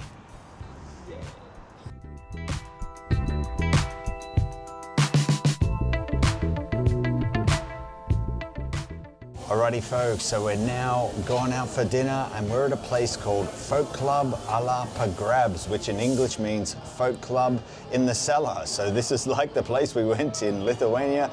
It is a restaurant in a wine cellar. So it's got this beautiful medieval theme as well, really awesome. And we've got ourselves this little nook here. So if we do that, we're in this little nook.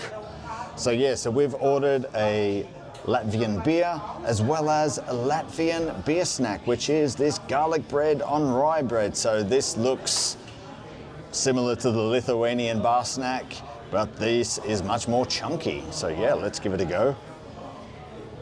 Comes with some dipping sauce. It looks like ramen. Oh yeah, it's very good also. Same, very, very good. Crunchy on the outside, soft in the middle, very garlicky. No vampires will be robbing us on the way home. We'll be all good. Well, let's wash it down with this beer, shall we? Let's see what it's like. Not bad, not bad. I like it. I like it. What's that called? Bauskas. Very, very nice. So yeah, we're gonna finish this off and we're gonna order some main meals, some more traditional Latvian dishes.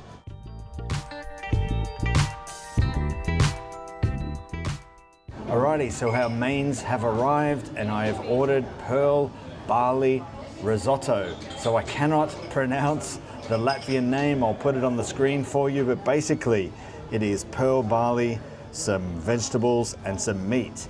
And apparently this is an ancient Latvian dish, and they make it here to the medieval recipe. So I'm super excited for that. And I've matched it with this beer here. It's called Madonna's, and they say it is a farm style beer. I have no idea what a farm style beer is, I'll be very honest with you, but the guy did say that this beer will match this dish. But he also said that he doesn't recommend that I even have this dish. But I'm gonna go with it. I want the medieval dish to match the decor of this place. So yeah, let's give this a try. Why not, hey? Look at it. It doesn't look too appealing, look at that. Let's give it a go.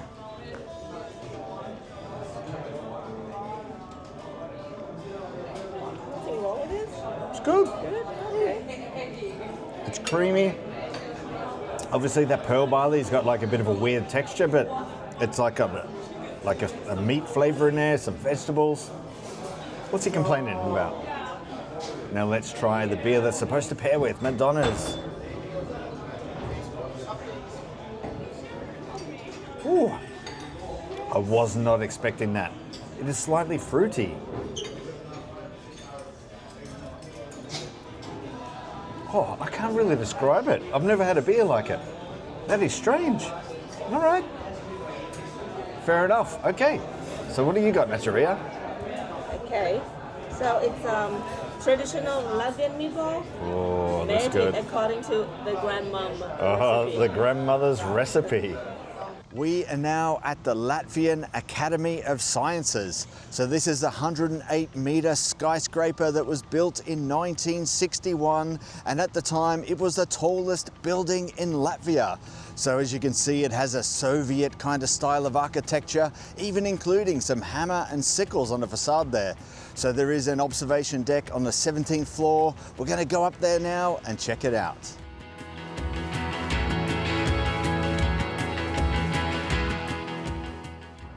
Alrighty folks, so we have made it to the Latvian Academy of Sciences observation deck. So yeah, it's a bit of a mission to get up here. First, you take an elevator to the 15th floor, then you take one set of stairs, then you go through some corridors, then you take another set of stairs, and then you're here on this beautiful observation deck, which gives you amazing panoramic views of Riga.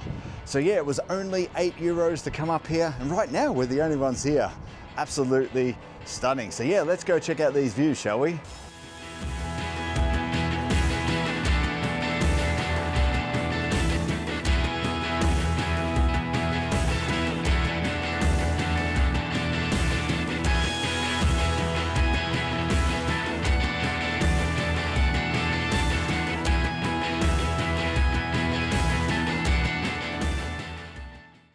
Alrighty folks, we are now at the Riga Central Market. So this is the largest market in Europe, and what also makes this place special, it's housed in these 5 gigantic German Zeppler hangars. So yeah, you'll find pretty much everything you would ever want here, from fresh produce to things like, whoa, someone just broke a bottle on the ground. So you'll also find things like cheese, sweets, baked goods, pretty much anything under the sun food-wise. So that's what we're going to do. We're going to have some lunch here, and there's even a brewery here, so we might even grab a sneaky pint. We really enjoyed wandering around and exploring the 5 pavilions made from the gigantic Zeppelin hangars. You'll find loads of local produce on display, especially in the gastronomy pavilion. Here you'll also find the food court where you can pick up some Latvian classics. This market is super awesome. Make sure you don't miss out when in Riga. Alrighty folks, we have now got ourselves a couple of dishes for lunch, and we're going to eat them here at the brewery here called Labitas. So we're killing 2 birds with one stone. Latvian food and beer. So the first dish we have here is called pankukas gulu, which are meat pancakes, and the next dish here is called septi pelamini kagulu, which are fried dumplings with pork inside. And it looks like it comes with some, what is that stuff called? Sour cream. Sour cream. So it comes with some sour cream. And of course, the pint from the brewery here. So this is just a lager. Love the logo. It looks like some sort of Viking or something crazy like that. So yeah, let's try this food out. So I'll start with one of these dumplings. There we go. A little bite size. It looks like popcorn or something. Oh yeah, that is really good. Really flavoursome. Can't beat a pork dumpling. Yeah, you can order the steamed as well, but we want something. Yeah, we've had a lot of steamed dumplings in the last few days. And now for the pancake. I'm just going to pick it up with my hands. Oh, it's really hot. Cross section.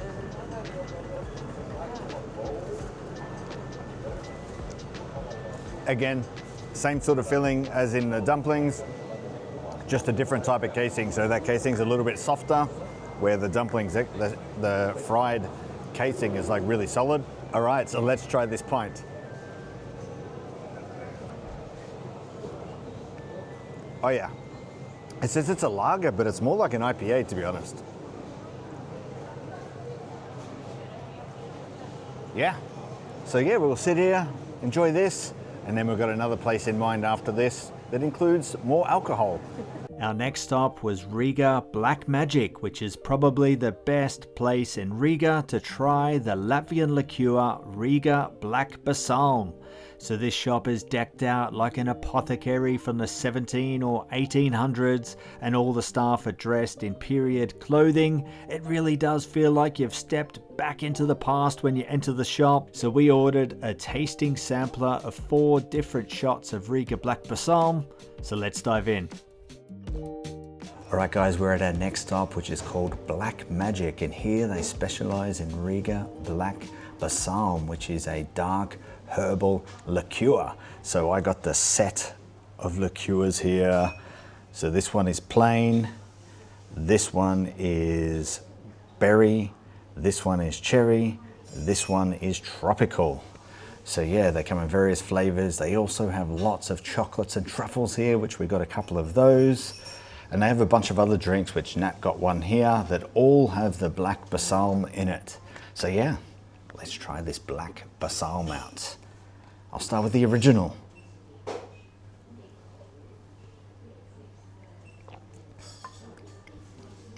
Oh yeah. It tastes like cough medicine. The lady said it is supposed to be healthy. Doesn't taste healthy.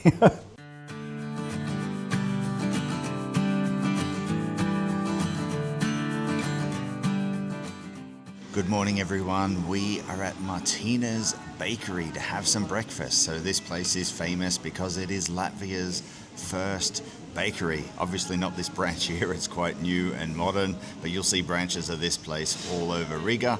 So this morning I got a classic Latvian bakery dish. It is called pirazzini. Essentially it is bread that is filled with bacon. That's the traditional version. There are loads of other different versions you can get also, but today I got the regular bacon version. So let's try it out. So we'll break it open. We'll give you a cross section. You can see there's a little bit of bacon in there. Let's give it a go.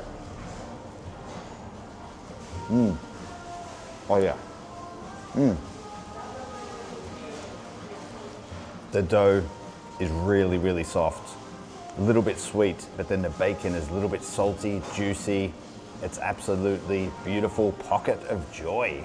Awesome. So what do you got there now? So Martina doesn't only have savory menu, but they have cakes and sweet pastry as well. So I got one is a cream puff, another one is corn Napoleon. So I think it's a layered pie. Alrighty folks, so we're now done with our breakfast. So yeah, I really love those specker rolls. I had it yesterday too, so I'm doubling down. And Nat's food was pretty good as well, right? Yeah, very satisfying. Yeah, very good. So now we're going to start exploring Riga Old Town. So if you know Riga at all, we have not been there yet. The places we've shown you so far have been outside of the Old Town. So Today is very exciting. We're going to explore the old town, all of the historic places, the beautiful architecture in this UNESCO World Heritage Site. So we're heading to our first stop now. We'll see you in a bit.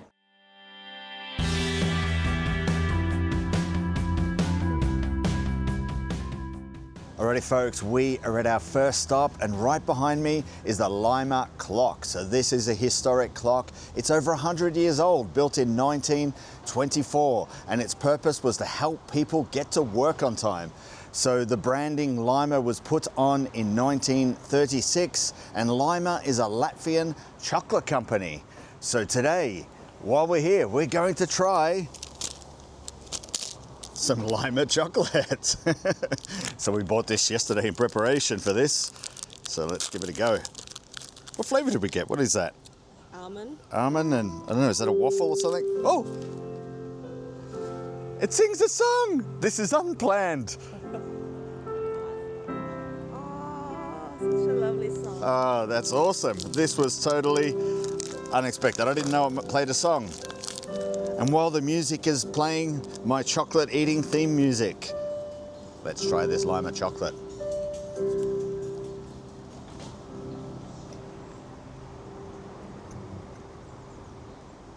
Not bad, not bad. It does have little bits of waffle in there, so it's nutty. That's why the waffle. It's nutty and got little crunchy bits of waffle. There we go, the Lima clock. Very nice.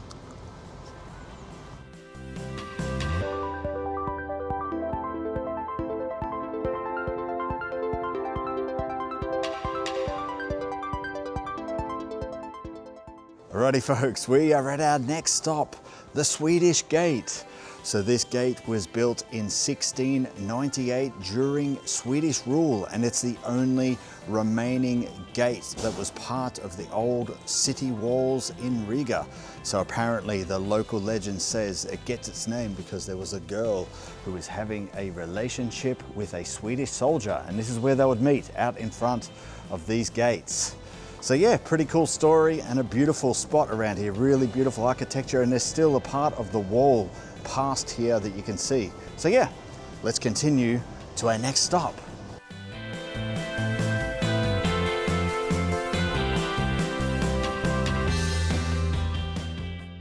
Alrighty folks, so we've made it to our next stop, Christoph the Giant.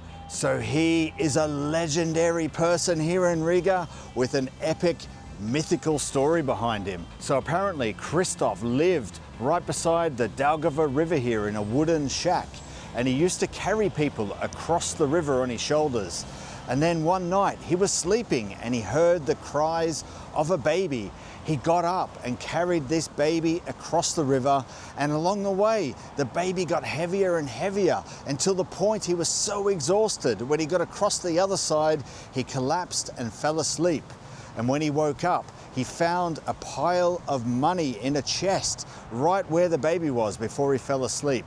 And when Christopher eventually passed away, the people of Riga used the money from the chest to build the city, with the first building being on the site of Christopher's home. So we love these epic mythical stories. They're so interesting. And this one's the most legendary of them all, the founding of the city of Riga.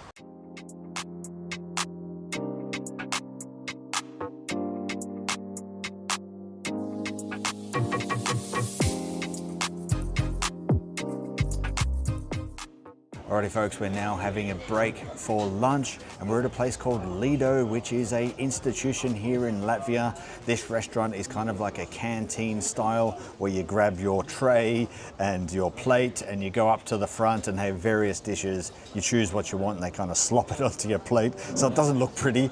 I got like beefsteak and ratatouille, and I got this Latvian dessert. It's called maizes zupa. So it's like a dessert that's made of rye bread. So I'm gonna try that after, but first I'll give this a try. The guy said it was beefsteak. I have no idea what it is. It looks like a meatball, to be honest.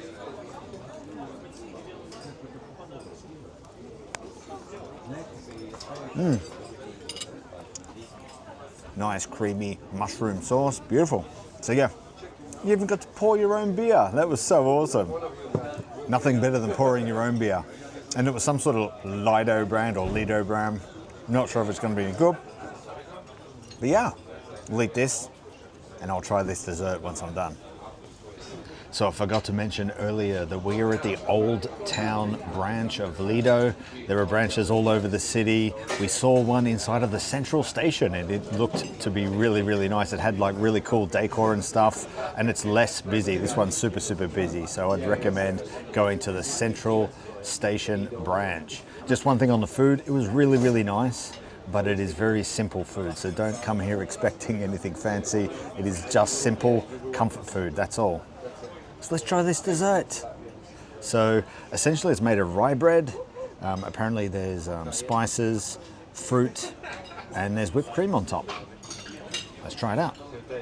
Look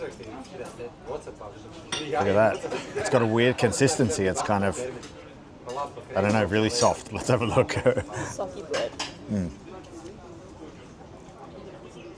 Wow, that's surprising. It tastes like Christmas pudding. Honestly, it tastes like Christmas pudding. It's really spicious, fruity. That's really good.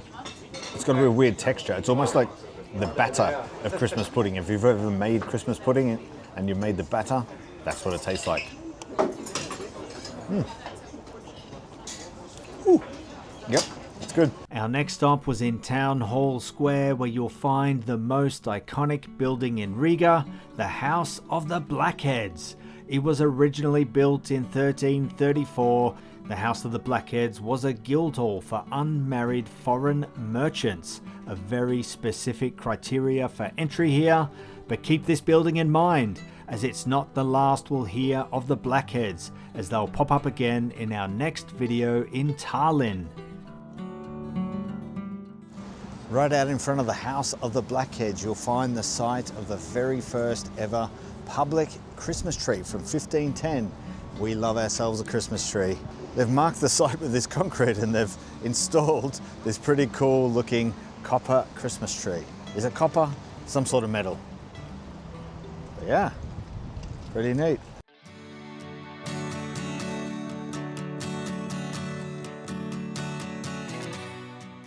Right behind me, folks, is the St. Peter Church. It dominates the skyline of the Old Town. You can literally see it from everywhere. And right now, we're going to climb to the observation deck, 123 meters up. So let's do it.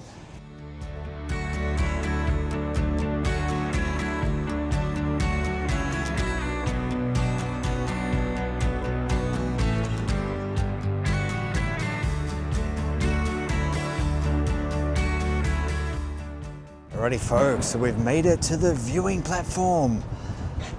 And there we go, look at the beautiful views of the Old Town. So it cost €9 to get up here, which is all right.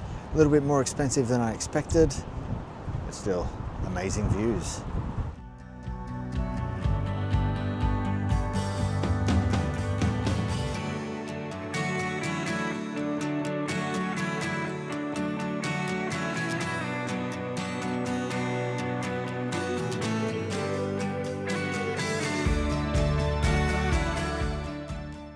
Right behind me is a building known as the Cat House, and it gets this name because there are two cats installed on the roof with angry faces, arched backs, and their tails pointing up.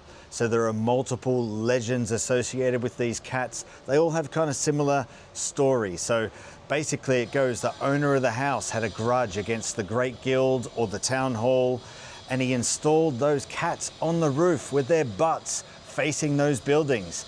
And the reason for this was he wanted to get retribution against them. He was angry, and the only way he could do it was with the cat's butts pointing at them. So yeah, interesting story, another legendary story here in Riga. It seems like around every corner there's some sort of legend story. Love this city. So now we are saying goodbye to the lovely Riga as we embark on the final leg of our 2-week rail journey from London to Tallinn. So this morning we are jumping on the final train to Tallinn, Estonia. So this is a full day journey, and it's going to take 2 trains again. So we take the train from here in Riga Central Station that we're heading to now to the border. What's the place called? Valga. Valga. And then we take another train to our final destination, Tallinn, Estonia. Let's do it.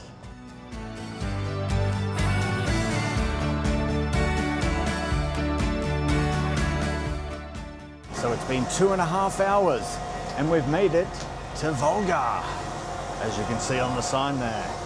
So yeah, the other train is about to arrive. It's going to arrive on this platform right beside us. So you literally just cross, there's our train there. You just literally cross the platform to here and catch the train to Tallinn. And here it comes. Here comes our train to Tallinn.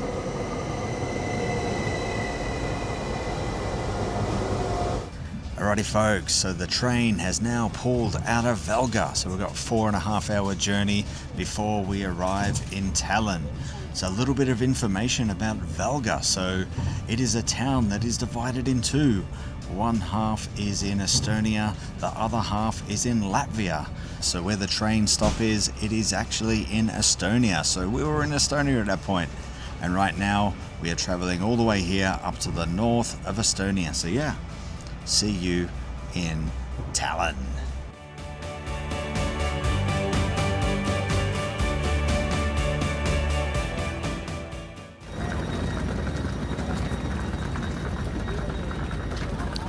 We've made it. Alrighty folks, we have made it. After traveling 1,600 miles by train, passing through 6 countries, we have made it to Tallinn, Estonia, our final destination. So we're going to spend the next 2 days here exploring this beautiful medieval city. We can't wait to do it. We start it tomorrow, so see you there.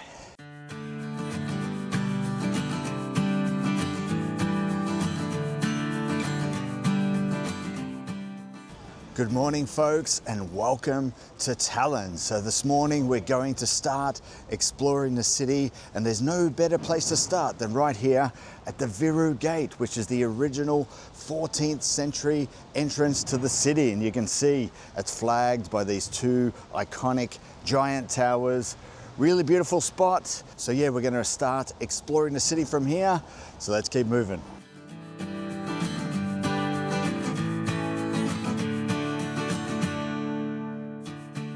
Alrighty folks, we are now at St.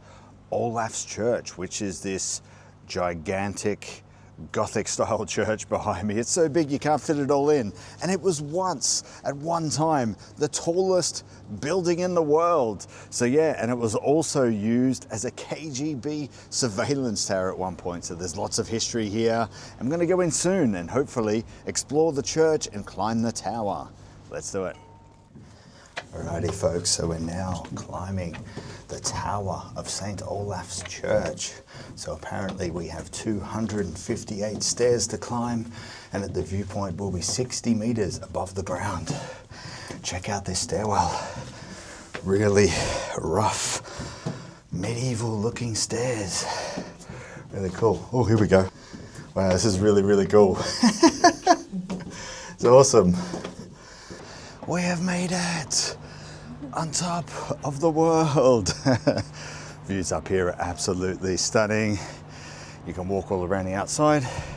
You get 360-degree views of the city. Absolutely fantastic. Amazing. Absolutely beautiful. Look at this. That giant tower. Yeah, the town hall, right? Yeah, similar design to the one in Latvia. Oh yeah.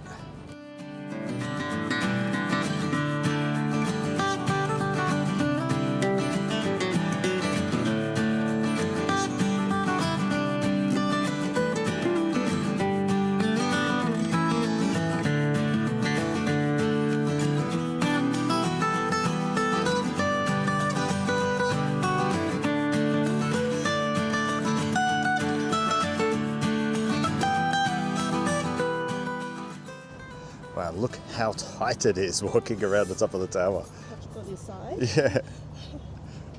Breathe in. Breathe in.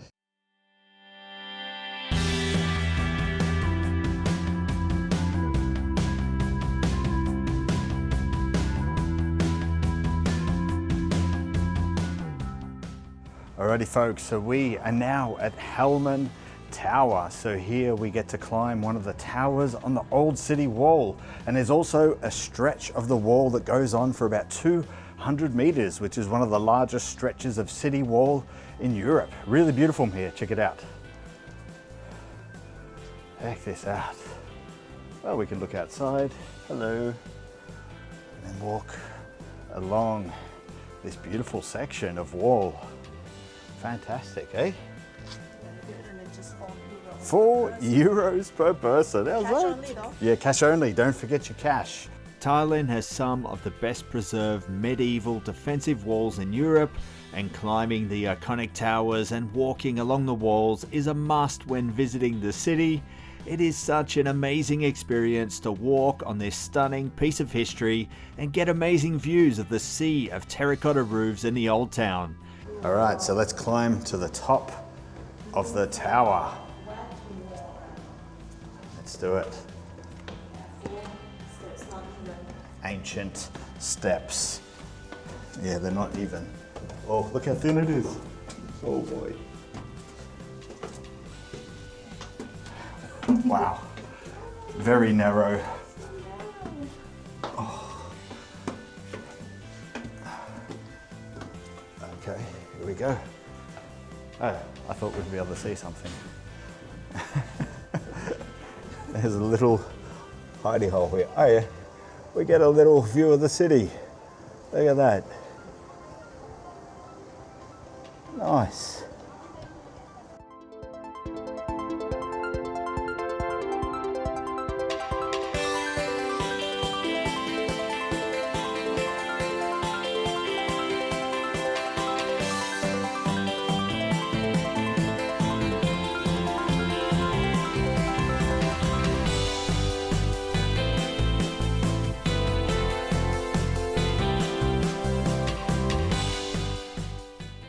Alrighty folks, we are now at the most epic bar I have ever been to. It's called the Headless Chicken and it's decked out in this fantasy theme. It is unbelievable. Like there's a desk over there with maps and treasure. There's elixirs and potions scattered around the place, like fully decked out in this fantasy medieval theme. Absolutely amazing. Honestly, the best bar I've ever been to, hands down. I love it. And to get into the theme, I got a pint of mead. So let's try it out.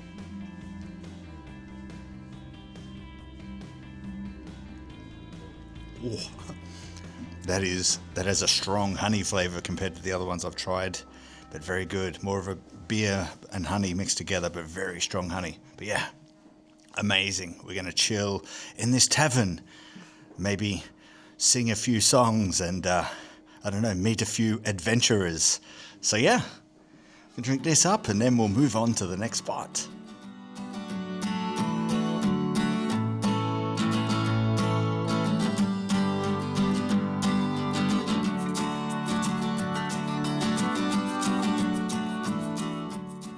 Alrighty folks, so we're now stopping for a light lunch. So we're at a restaurant called Old Hansa, and so this place is inside of an old building that was owned by a Hanseatic merchant back in the day. So the whole place has been decked out in a medieval theme. The staff here wear medieval clothing and they even greet us as lady and lord. It's like a proper experience here. It's like stepping back in time into an old tavern from back in the day. So we got ourselves like some grilled cheese here with herbs and some bread. So you dip the bread in there. And then we also got some elk meat. And I got this epic jug of mead. So it comes in this like clay jug here. Really, really cool. Yeah, this place is, again, another next level kind of place. The food is a little bit expensive here, but it's worth it for the experience. So yeah, we're gonna eat this and then we're gonna continue exploring.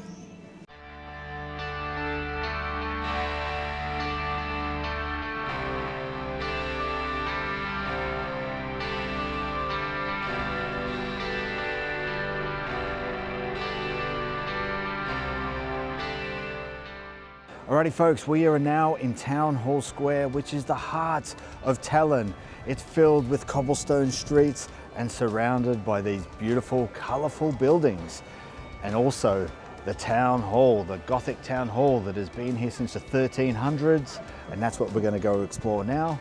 But yeah, this is a place where you can come, chill out, grab some dinner and stuff, because there are loads of restaurants. The whole place is lined with restaurants. So yeah, let's go explore the town hall.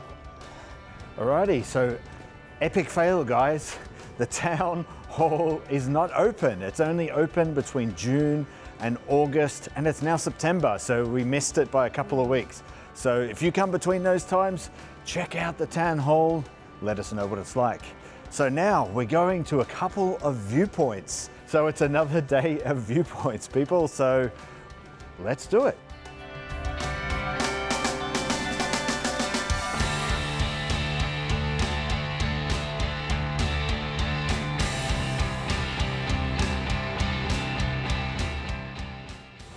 The Patkuli viewing platform, everyone. Check it out.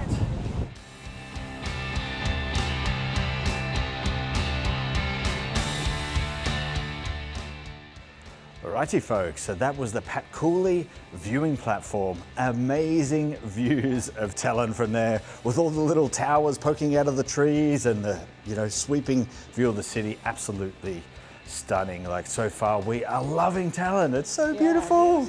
It's amazing. It feels like we're in a fairy tale or something. Absolutely stunning. Yeah, just can't get over this place. Exploring these little streets like this one, these little random cobblestone streets. So now we're on to another viewing platform. This is the day of viewpoints, and it continues. Which direction do we go in? This way, this way. Okay, we'll see you there. Yeah.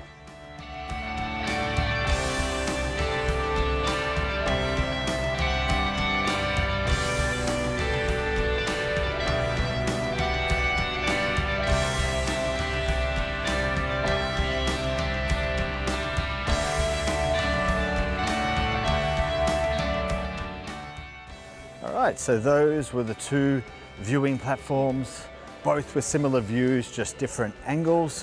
Which one do you think is the best? Let us know in the comments. I honestly think the best views today have been from the St. Olaf Church. What do you think? No, I like the Patkuli ones. Okay, Nat says Patkuli, so let us know in the comments. Who is correct here? Natcharia or me?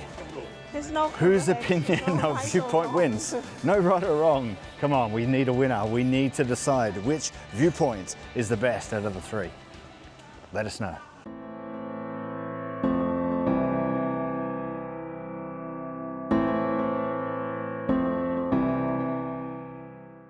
Alrighty folks, we are now out for dinner and we're at a place called Troika, which is just off the town hall square. And again, this place has amazing decor. They just go to town here in Tallinn and make everything look really nice and authentic. And I got this giant half-meter sausage. Apparently it's homemade. It is absolutely gigantic. I'm not sure if I'll be able to eat it all. And what did you get here, Nat? Siberian sausage or something? Okay, it's called Siberian dumplings. It's come in a soup. Beef, lamb, and pork is in there. So it's kind of like in a soup or something there, right? Looks pretty cool.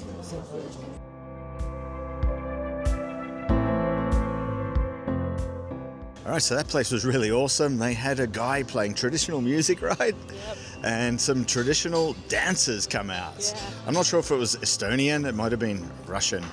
I'm not sure, but yeah, really cool. And that sausage, I didn't end up finishing it, but it was so good.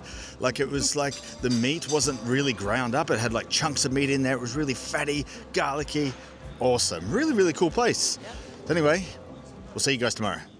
Good morning, everyone. Welcome to day 2 here in Tallinn. So the weather is a bit miserable today. We have rain predicted on and off all day, but we've still got heaps to do. So let's see if we can get it all done. Our first stop though this morning is the KGB prison cells, which is a museum. So yeah, let's go check it out. Let's go. The KGB prison cells are a powerful and somber museum located in the basement of the former KGB headquarters. that were used to imprison and torture Estonian political dissidents, so you can walk around and see the original cells and learn about the atrocities committed here. We always have mixed feelings about visiting these types of places, as they show how cruel we can be to each other, and the stories really stick with you for a while after. So if you are sensitive to these types of places, it's probably best to give it a miss. Right behind me is the House of the Blackheads, which is the former headquarters of the Brotherhood of the Blackheads, which is a merchants and trade guild for foreigners.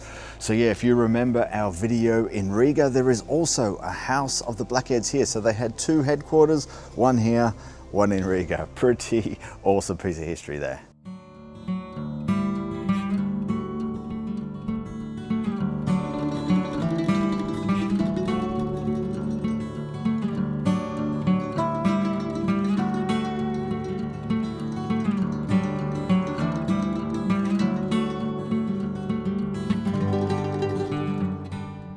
Alrighty folks, we're at our next stop, and this is a bit of a painful name. It is called Keek in the Cock.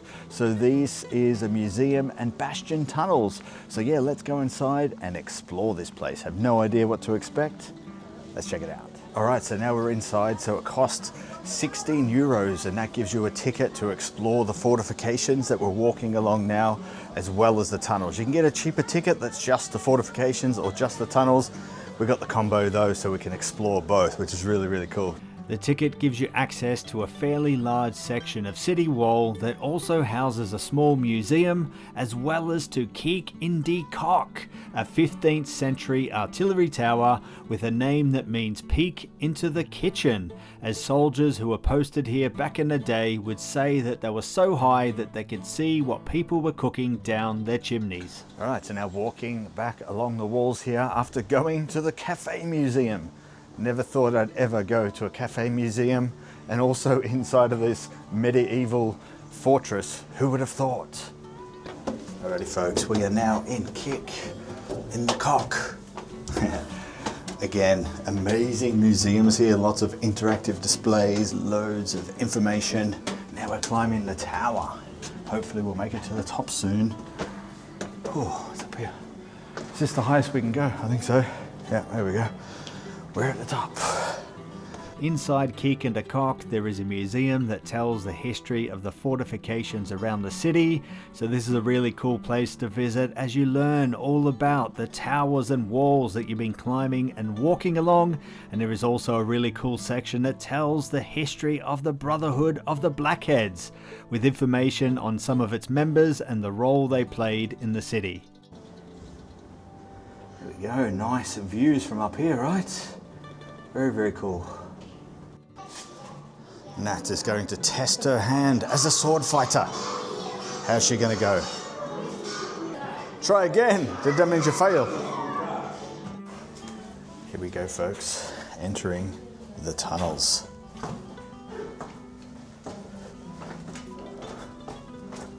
Oh, it's chilly down here.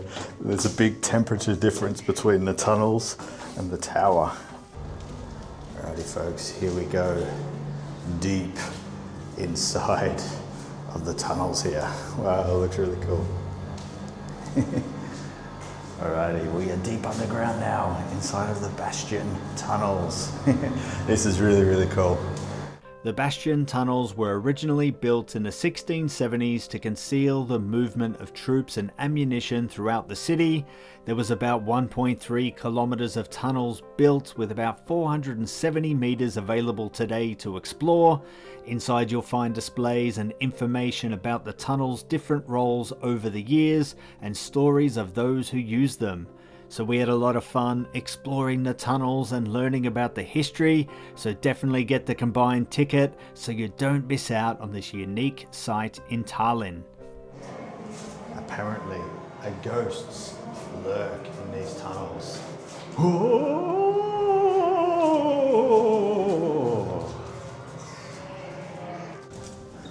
So these tunnels just keep going and going and going. So along the way they have different exhibits of the history of Tallinn, the wars, and what they were used for in the past. And it just keeps going. Oh boy.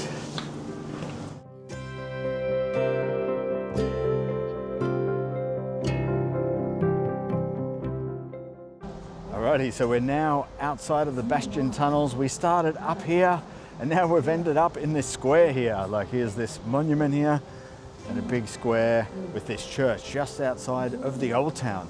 So yeah, now we're going to continue exploring. We haven't really got any plans. Let's see what we can get up to.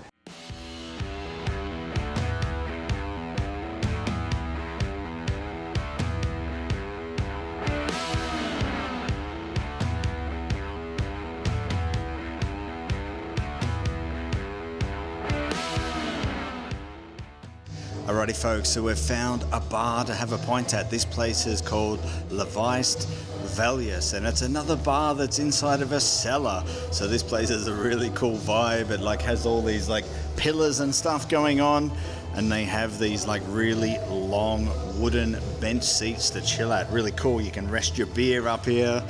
Really, really nice. Really cool vibe here. Currently we're the only people in here. Like as soon as the guy opened the door, we just come rushing in. So we looked up this place before we came here. Looked really cool, so we had to come here. But yeah, really digging this place so far. And I got an Estonian beer. It is called the Rock Beer. So let's see what it's like. Oh yeah, I like that. It's a little bit hoppy, a little bit malty. It's a good balance there. Really like it. It's supposed to be like a Pilsner or something. Good Pilsner. So yeah, we're going to enjoy ourselves here for a little bit, have a few beers, and then we're going to go watch some Premier League football. But yeah, I think this is the last thing actually we're going to do here in Tallinn. I've had an amazing time. Absolutely beautiful, beautiful city. Probably our favorite city on this entire trip. What do you think? Yeah, agree. Yeah. 100%. Yeah. Such a magical place. It's like something out of a fairy tale, like out of a medieval fantasy, you know. Beautiful city. And that was our 2-week rail adventure. So we hoped you enjoyed coming along with us. We had so much fun making these videos, exploring the cities, learning about their history, trying all the food and beer and stuff. So awesome. Such an amazing trip. And we just love traveling by rail as well. It was so convenient arriving in the heart of the city within walking distance of your hotel. So awesome. We liked it so much, so we're planning another rail trip. Maybe this time we'll go in southern Europe, maybe even including some ferry crossings. So let us know if you have any ideas for cities to visit or possible routes and stuff. So yeah, thanks for watching. If you got this far, hit that like button and subscribe for more travel content, and we'll see you on the next adventure.